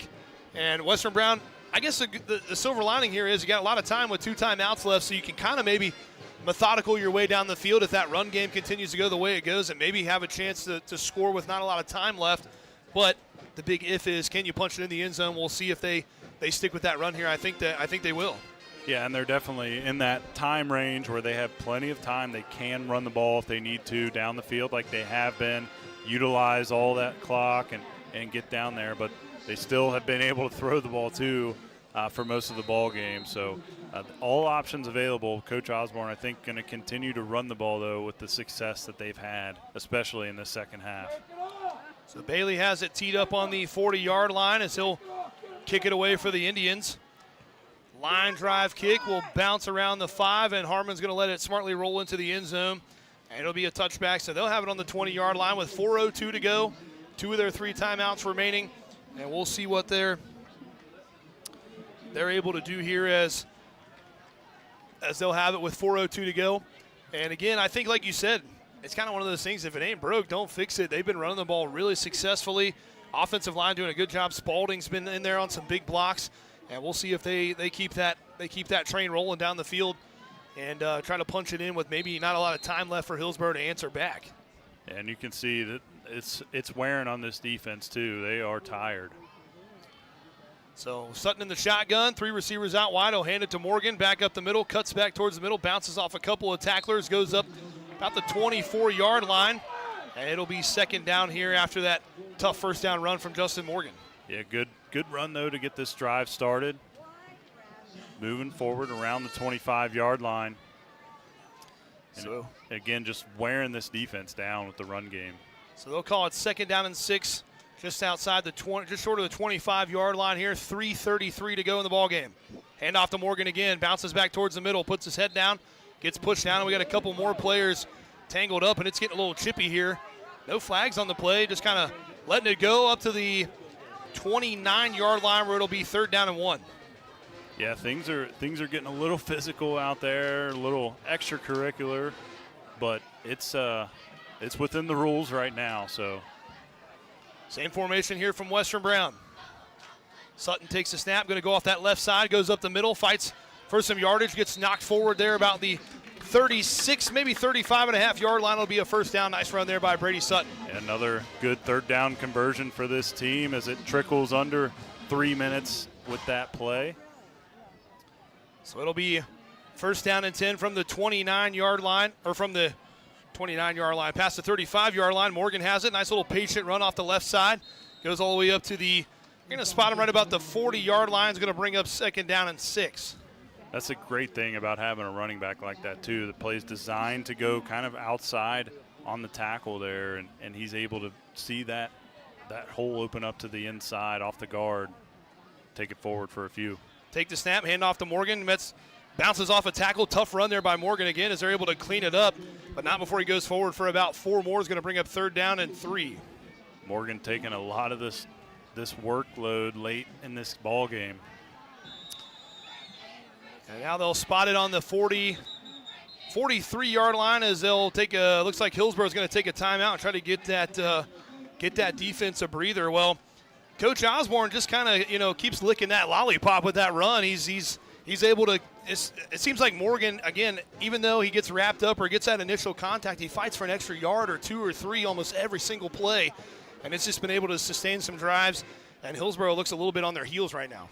Yeah, they really do. Obviously this is week 1 Ohio high school football, and everyone's a little bit tired out there right now. But the way Western Brown's been running the football in the second half is really wearing down this Hillsboro defense, and you can see it.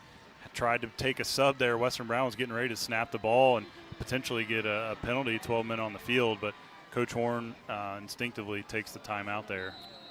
So Western Brown will have it. They're going to call it third down and 3 from the 43-yard line. So a big third down here for Western Brown. You want to put yourself in gain no yards or lose yards and put yourself in a fourth and difficult. We'll see if they decide to stick with that run play. Ball's on the right hash on the 43-yard line. 2:09 to go in the ball game. Western Brown trails Hillsboro 39-35. Sutton takes a snap. He's going to run this one. Tries to get a block. Goes back towards the middle. Nice cut move. And all the way up past midfield down to the other side. Right around the 48-yard line. And that's going to move the chains. Tough run by the senior quarterback. Really good run. Patient again. Waiting for those blocks to set up. Western Brown heads back to the line quick. Under 2 to go now, minute 55. They're going to hand it to Morgan coming off this right side. Goes past Spalding, past the 40, down inside the 40 to about the 39-yard line. Another tough run, and that's going to bring up second down and short here with a minute 43 to go. This offensive line is extremely physical up front. Gibbs again just blocking to the whistle. Same formation here for Western Brown. Ball's on the right hash. Sutton's going to run this one. Has room on the left side, trying to get to the edge. Captain's going to be able to run him down. We'll see where they spot it. He is going to have first down yardage.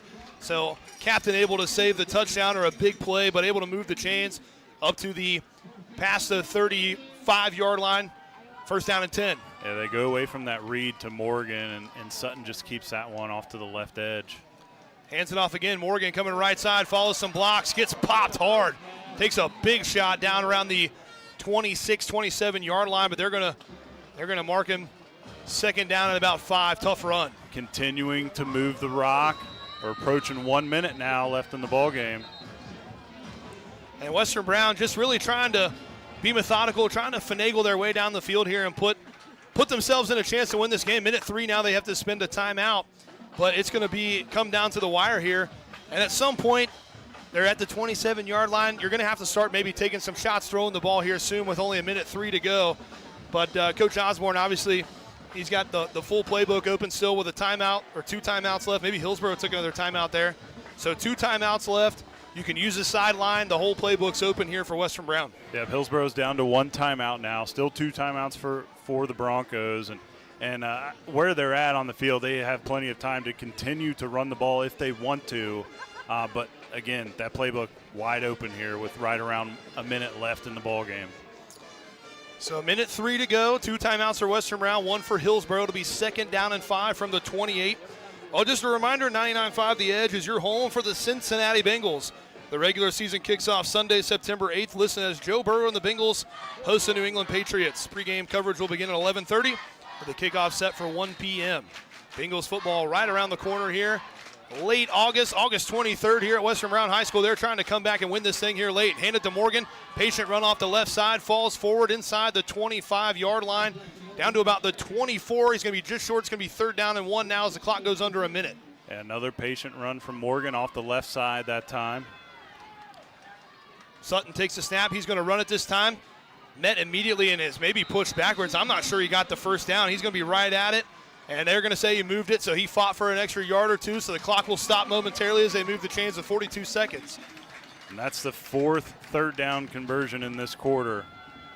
Sutton going quick, takes the snap, hands it off. Morgan going up the middle. Met by a couple of tacklers there now, and I believe Coach Osborne's going to have to take a timeout here with 32 seconds as that one went for a very short gain. It's going to make it second down and 9, and Western Brown will have to take their one of their 2 final timeouts with 32 seconds to go. Coach Osborne's going to talk it over again. You're going to have to start in and out a little bit here soon. You still have a timeout, so if you get down inside the 10, you still got some run plays available. But I think we're going to have to see Sutton put it in the air here soon. Yeah, definitely. I think we're going to see something here. Coach Osborne might be drawing something up or pulling that long yardage play here as they got second and about 9 left. But 32 seconds, still a decent amount of time, especially with 1 timeout.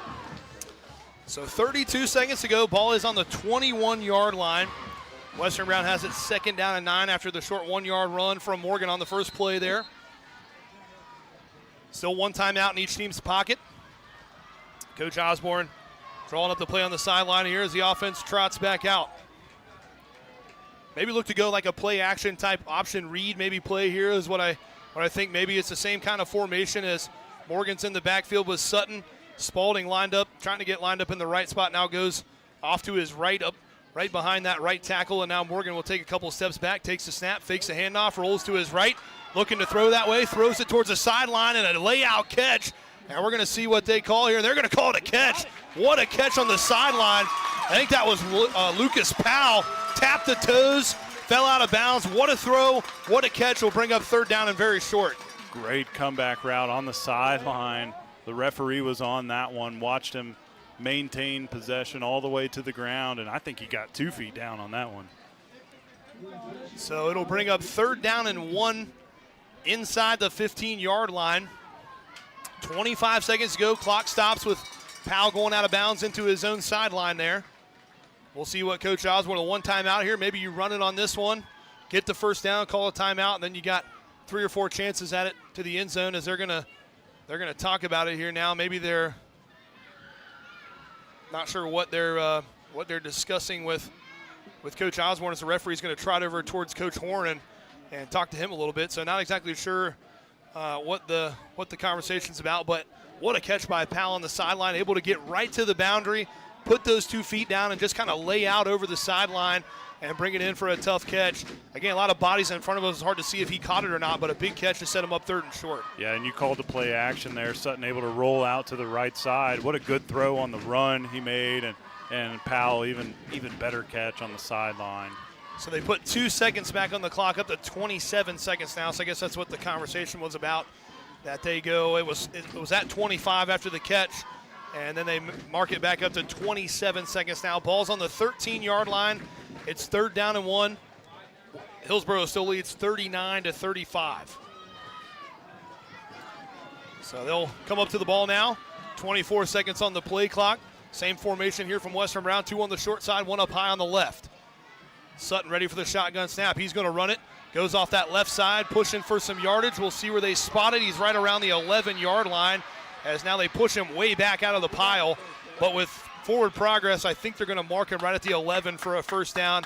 And it looks like they're going to move the chain, so the clock will stop with 20 seconds. Looks like Western Brown's going to get up there and try to go quick and save that timeout. And that'll give them an extra opportunity, too, if they're able to keep that, get a play off. The officials trying to get this one marked correctly, though. So I think it looks like it's spotted right on the 11 where it'll be 1st down and 10. So it's not 1st down and goal. Could still get a 1st down at the 1-yard line. As now the referee will wind the clock. Under 20 seconds to go. Sutton takes the snap, looking to throw to his right, now back to his left. Has some pressure in his face, steps out of it, throws it towards the end zone, and he's going to airmail it out of bounds over the head of Morgan.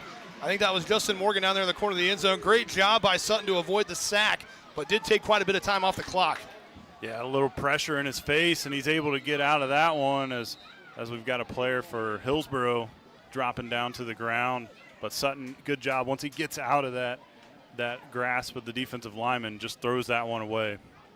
So there'll be 10 seconds left. Ball still on the 11-yard line after the incompletion. It'll be 2nd down and 10. And other good news about an incompletion, you save that timeout, so you can still take a shot at a run here, maybe a quick little slant pass or something over the middle to set yourself up for a couple of tries after the timeout from inside the 5 or around the 5-yard line. We'll see what Coach Osborne decides to draw up here with 10 seconds. Don't want to have a play where you roll out too long and use too much clock. You want to try to get something quick. If it's not wide open right away, maybe just throw it away and live to see another day. Yeah, quick concept or go back to the run because, again, you have that timeout you can call if they're shy of the goal line or don't get out of bounds. So 10 seconds to go as a Hillsboro player is getting stretched out down there. Some more cramping issues going on here in this one. Again, still a pretty warm summer evening here in mid to late July in Mount Orb, Ohio. So trying to get some fluids and get stretched out. It's one of those things we see it quite frequently in the early parts of the season for high school, college, NFL football. It's just, again, different to get out there in a real game situation than practice or a scrimmage. This kind of also gives Western Brown kind of a free timeout where they can draw up a play, and also gives Hillsboro a chance to set up their defense, but could be beneficial here to Coach Osborne gets to go out there and kind of draw up a play instead of calling it in with the signals from the sideline. Exactly, yeah, that's a big benefit there. Obviously, you don't want to see anyone get injured, but it helps out on the offensive end for Coach O. That player is able to walk off on his own power. That was Caden Robbins going over towards the Hillsboro sideline. 10 seconds to go. Ball's on the 11-yard line. Sutton in the shotgun. Morgan to his left. One receiver on the right, 2 on the left. Ball's towards that right hash.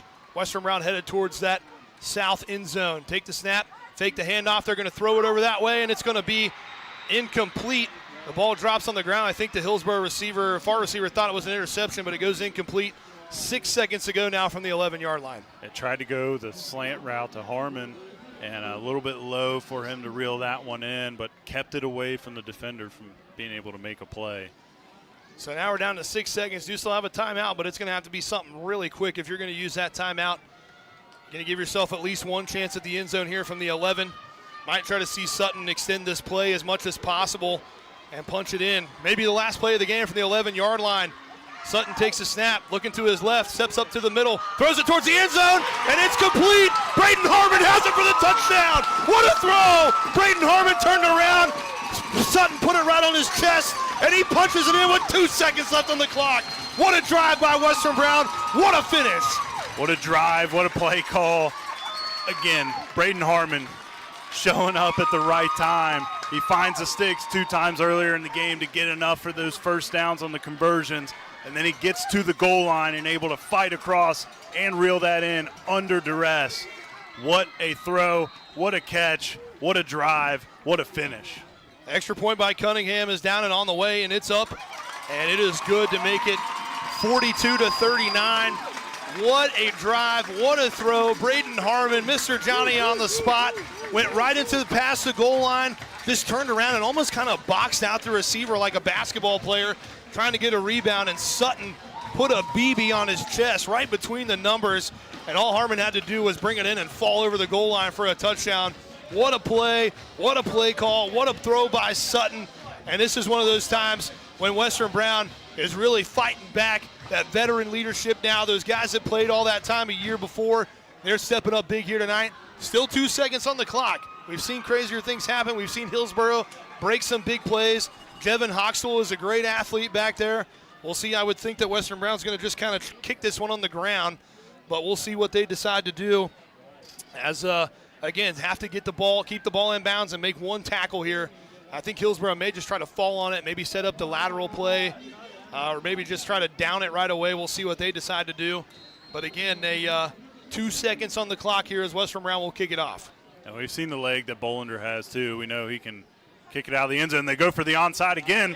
And it's going to be bounced around, and that's going to run the timeout. Hillsboro gets the ball, but they're able to tackle him and run the 2 seconds off the clock. And Western Brown is going to sneak out of here with a big win week 1, 42-39. What an exciting football game. Western Brown gets a big win. They were down again. Same thing as last year. Got down, didn't quit. Had a moment there where they muffed the punt. That could have been the end of the game. And the defense stepped up big and got a stop. Offense goes down, did what they did all night long, put more points on the board. What a football game here in week 1 from Western Brown.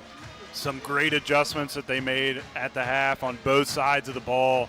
Offense was pretty much unstoppable in this second half. The run game was extremely stout. Justin Morgan did a great job. Brady Sutton doing what he's done in his career starting for the Western Brown Broncos. And this offensive line has really stepped up huge and gave them some great running lanes, great protection for Sutton all night long. What a victory to start off their 2024 campaign. And we just want to remind everybody this broadcast is for the private use of the 99.5 The Edge audience. Any other use of the descriptions or account of this game without the consent of 99.5 The Edge is prohibited. Woo! I don't know if I have much of a voice left. I've been teaching all week, and now we're here calling this game. But what a finish. You got to give it to Hillsboro. Put up a great fight. They really put themselves in a good spot, and they had some big-time plays and some big runs that they were able to capitalize on, but they come up just short. As you can see, the frustration and you know, they really wanted this one. Felt like they put themselves in a good spot to win. But Western Brown able to just keep fighting, keep clawing away at it, put themselves in a position there with the ball late after the big touchdown run by Dom Smart. They were able to possess it just long enough, almost to the final second, and they punch it in. Again, they come away with a win, 42-39. What a football game. We'll take a break, and we'll have our post-game show coming up right after this on 99.5 The Edge. Our beliefs matter. They're reflected in our words and actions. At First State Bank, we believe in treating people well and have since 1884. Listening, caring, looking out for each other. It's what people deserve. It's what a real local bank does. While lots of things have changed over the years, our belief in you hasn't. First State Bank, built on belief. Our business is helping you grow. We're Baxler Tractor. We take care of you like family. We've been growing since 1946. As your Kubota dealer, our focus is to help you grow today and into the future. Stop by one of our locations today, visit with our folks, and see our entire lineup of Kubota products. Our business is helping you grow. Baxler Tractor. In this community, they call the fire department when the days go bad and they don't know what to do. There'll be a family member and will come up and give me a hug or shake my hand and say, hey, you took care of my dad X number of years ago, and they just wanted to. Brown trailed at the half. They were able to claw their way back. And Rob and I were talking about there, really that kind of that unstoppable run game that they had in the second half. Justin Morgan had a big second half. Did have the one mistake there with the muff punt, but what a way to bounce back. the junior running back, they have to be really happy with the way that he was able to come back. Could have really let that get to him, and he came right back. Defense got a big stop, put him in a good situation, and they were able to take it down with 2 seconds left on the clock. Braden Harmon gets his way into the end zone. Sutton puts it on him, and they're able to cap it off with a big win here at Western Brown. What a great football game. Like we said, next week we'll be headed to Washington Courthouse as the Broncos will take on the Blue Lions. They'll go on the road for the first time here in this 2024 football season. We'll have it. Always a great venue up there at Washington Courthouse, one of the historic fields in this area of Ohio, a cool stadium, cool place to be at. So we'll have that one right here for you on 99.5 The Edge. Next week as they move on, again, Hillsboro, they drop their first one. They'll travel to Goshen next week. So back-to-back road games for Hillsboro to start the season. They'll be in Goshen. Next weekend, they'll stay again in the SBC and take on those Warriors. So a exciting one here tonight from Western Brown. We've got Rob tallying up some final stats. We're going to have Coach Osborne coming up here pretty soon. Rob, what a football game. I mean, it just seemed like every time that Western Brown just, they'd give up a big play, they'd come up with the big stop on defense, and then they give up the first play from scrimmage, touchdown, they go right back down the field, and they punch it in with 2 seconds. Just a lot of resiliency here from this team, and really had a lot of times where they could have let it kind of get away from them. They were able to just hold on to it long enough and give themselves a chance, and they come away with a big win. Yeah, resilient, gritty. They showed a lot of heart tonight, being down a couple scores in the game and even late in the game. And what Coach Osborne talked with us on the interview about, too, is playing for 48 minutes. And that conditioning that they've been working on, being physical, playing to the whistle, and they showed that tonight. They showed heart and a lot of leadership from these older guys on the team that have been through it and really earned that one on both sides of the ball tonight. Wow, and it came down to the literal almost last second of those 48 minutes for them to punch it in for the win as the Western Brown Marching Band is out on the field playing their post-game show. And we've got to give a lot of credit to Hillsboro. They are much improved. I remember a couple of years ago, the program kind of seemed like wasn't going in the right direction. Coach Horn has done a really nice job. That's a good football team. They're going to compete in that FAC conference, no doubt about it. And they're going to have a good season. A lot of good athletes on both sides of the ball. They got a lot of two-way players that were effective on both sides. And again, they're going to have a good season. So hats off to them and Coach Horn. And, can't say enough good things about them there. They really came in here and competed. Just fell a little short here to the Broncos tonight, but that's a good football team. I think that was a good test for the Broncos here in week one to kind of gauge where they're at. And it's going to be an exciting season. But, again, credit Hillsboro, a good game they played. Yeah, really good test for them. And Hillsboro is going to be extremely competitive in their conference. And we've got Coach O coming up here quickly up the bleachers. We'll take one little short break here, let him get his headset on and get settled in, and we'll have our Coach's Comment show coming up right after this on 99.5 The Edge. I wanted to prove to myself that I could go to college and get my degree. What if I went to Southern State? What if I'm able to go and become that nurse or that lawyer or that teacher? Southern State Community College allows students to rise above the circumstances that they're surrounded by and become something more than they ever dreamed possible. Trying to find a durable new look for your retail office, house, garage, or new barn dominium? Higgins Steel Roofing and Siding has added 2 new profiles within the past year that would make great options. A heavier 26-gauge metal board and batten with several colors to choose from adds a fresh new look to any project regardless of size. Or come in and check out our new options for standing seam. If it's steel roofing and siding, it comes from Higgins. Located in Hillsboro and Jackson, Higgins Steel Roofing and Siding. Family owned and operated since 1958.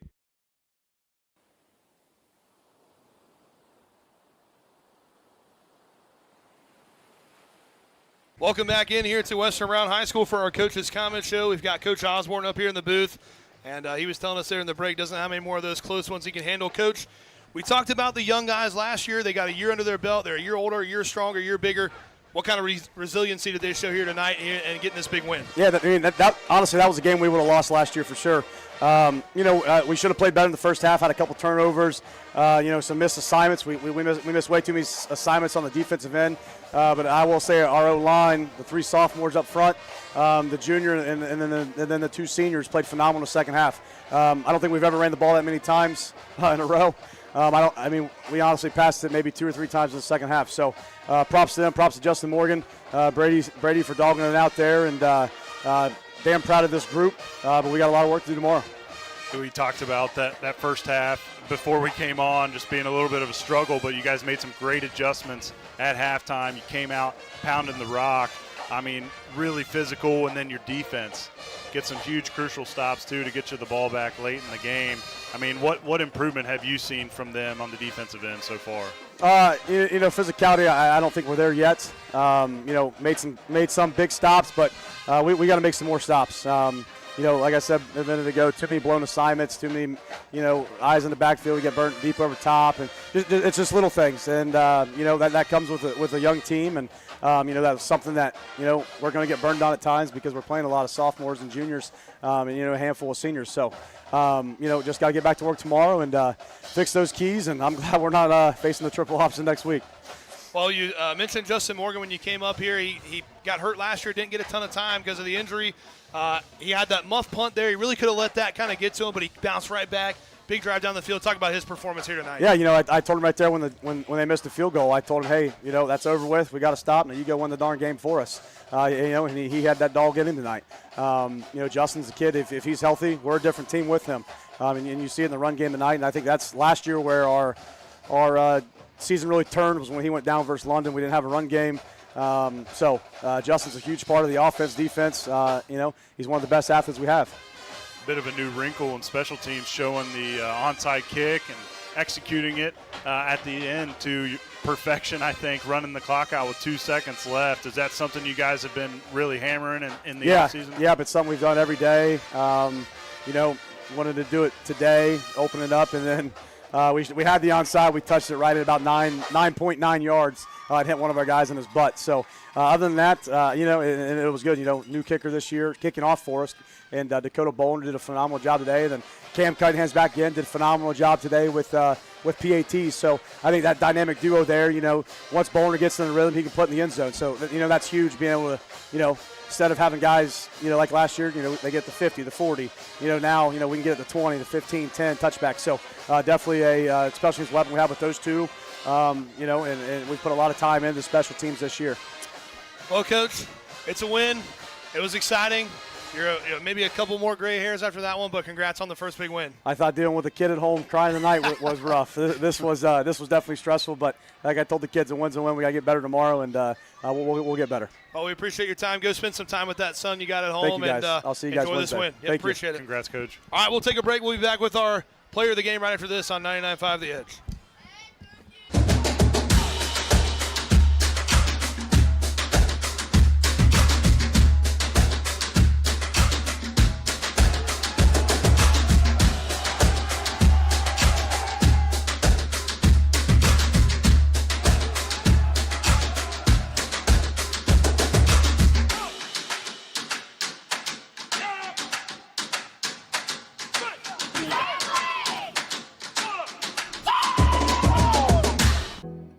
To get to know people as people, not just customers. That's very important to Mosier Furniture. Today, we were lucky enough to have 2 customers call us and brag about the fact that they loved their furniture and they're still loving it after a great number of years. We like to hear that. There's no doubt Mosier Furniture and Appliance has a lot of great customers, but we're always looking for more. Mosier Furniture and Appliance in West Union, Ohio. We're here whenever you need us.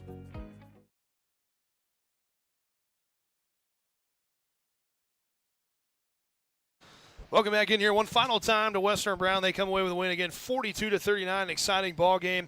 We were talking with Coach Osborne there, and I mentioned Justin Morgan's name, and we're going to go ahead and name our Paul Insurance Player of the Game. It's going to be Justin Morgan, the junior running back. Talked about him missing time last year with the injury, and Coach is right. It seemed like they were just a different team And obviously had the weapon in Isaiah Smith and leading the nation in receiving yards and all those things. But there were times when it just seemed like they needed to run the ball, and they struggled with that at times.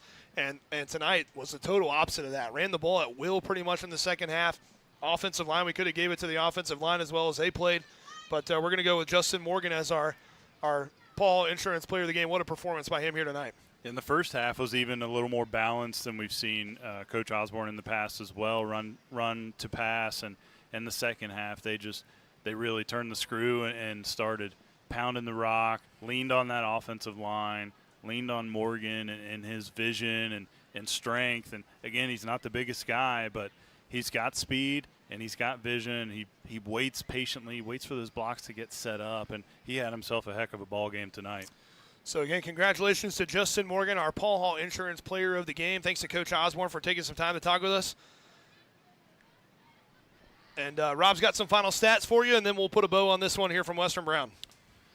Well, starting with the Hillsboro Indians on the offensive end, they finished with 6 first downs, but still able to put up 39 points on the board. 1 for 3 on third down conversions, which those came up to be huge in this ball game. And they had those 2 special teams penalties in the first half. Defensively for the Broncos, 3 tackles for loss, all 3 of those coming in the fourth quarter. Crucial to finish out the game. Then they had 1 special teams penalty for the Broncos. On the defensive end for Hillsboro, 2 tackles for loss in the game, 2 sacks, 1 pass breakup, and 2 interceptions. All of that coming in the first half of the ball game. So you kind of see the shift that happened at halftime, those adjustments that they're able to make. 2 penalties for Hillsboro as well on the defensive end. And then offensively for Western Brown, some crazy numbers. I don't know if I've seen numbers this high for them. 30 first downs in the ball game. 30. 14 of 18 on third down conversion, 3 for 3 on fourth down. They did have 3 turnovers, one of those being the special teams fumble, 2 interceptions. And then they did have another fumble that they were able to recover, 7 offensive penalties. So a couple things that they got to clean up there on the offensive end, the turnovers and the penalties. Obviously, those are going to happen early on in a season, but things that they can work on in the week 2 matchup heading into Washington Courthouse. Well, I don't have much of a voice left. I'm sweating up here in this press box. That was a very exciting football game to watch. 1 down, at least 9 more to go. That's a big win for Western Brown. That's in their region 12 for, it's only week 1. I don't want to start talking about playoffs already, but that could be a big thing for them coming down the road as they're able to maybe stack some wins and get some of those wins against teams in their region, which Hillsboro is. Again, Hillsboro, hats off to them. They're going to have a good season. I really think, reading that preview that they had in the Highland County Press, one of their main goals is to win that FAC that Jackson's kind of dominated the last couple of years. And I think they've got a real shot at doing that if they can stay healthy and keep building on that run game defensively. I thought they gave Western Brown some fits, maybe as much as we've seen in the pass game recently. They did a really good job on the back end. So hats off to them. They're a good football team, and they're going to have a good season. It was an exciting one. It was extremely exciting for an opener, and both teams, a great start to their campaigns, especially on the offensive end for both of them, able to score 39 and 42 points respectively. And Hillsboro's got a lot to be proud of tonight. And a non-conference game, obviously, like you said, in the same region in the playoffs, Division III, Region 12. But those wins that they're going to accumulate are going to go towards Western Brown's playoff points as well. And I think Hillsboro is a team that could give a lot of other teams fits throughout the rest of this ball season.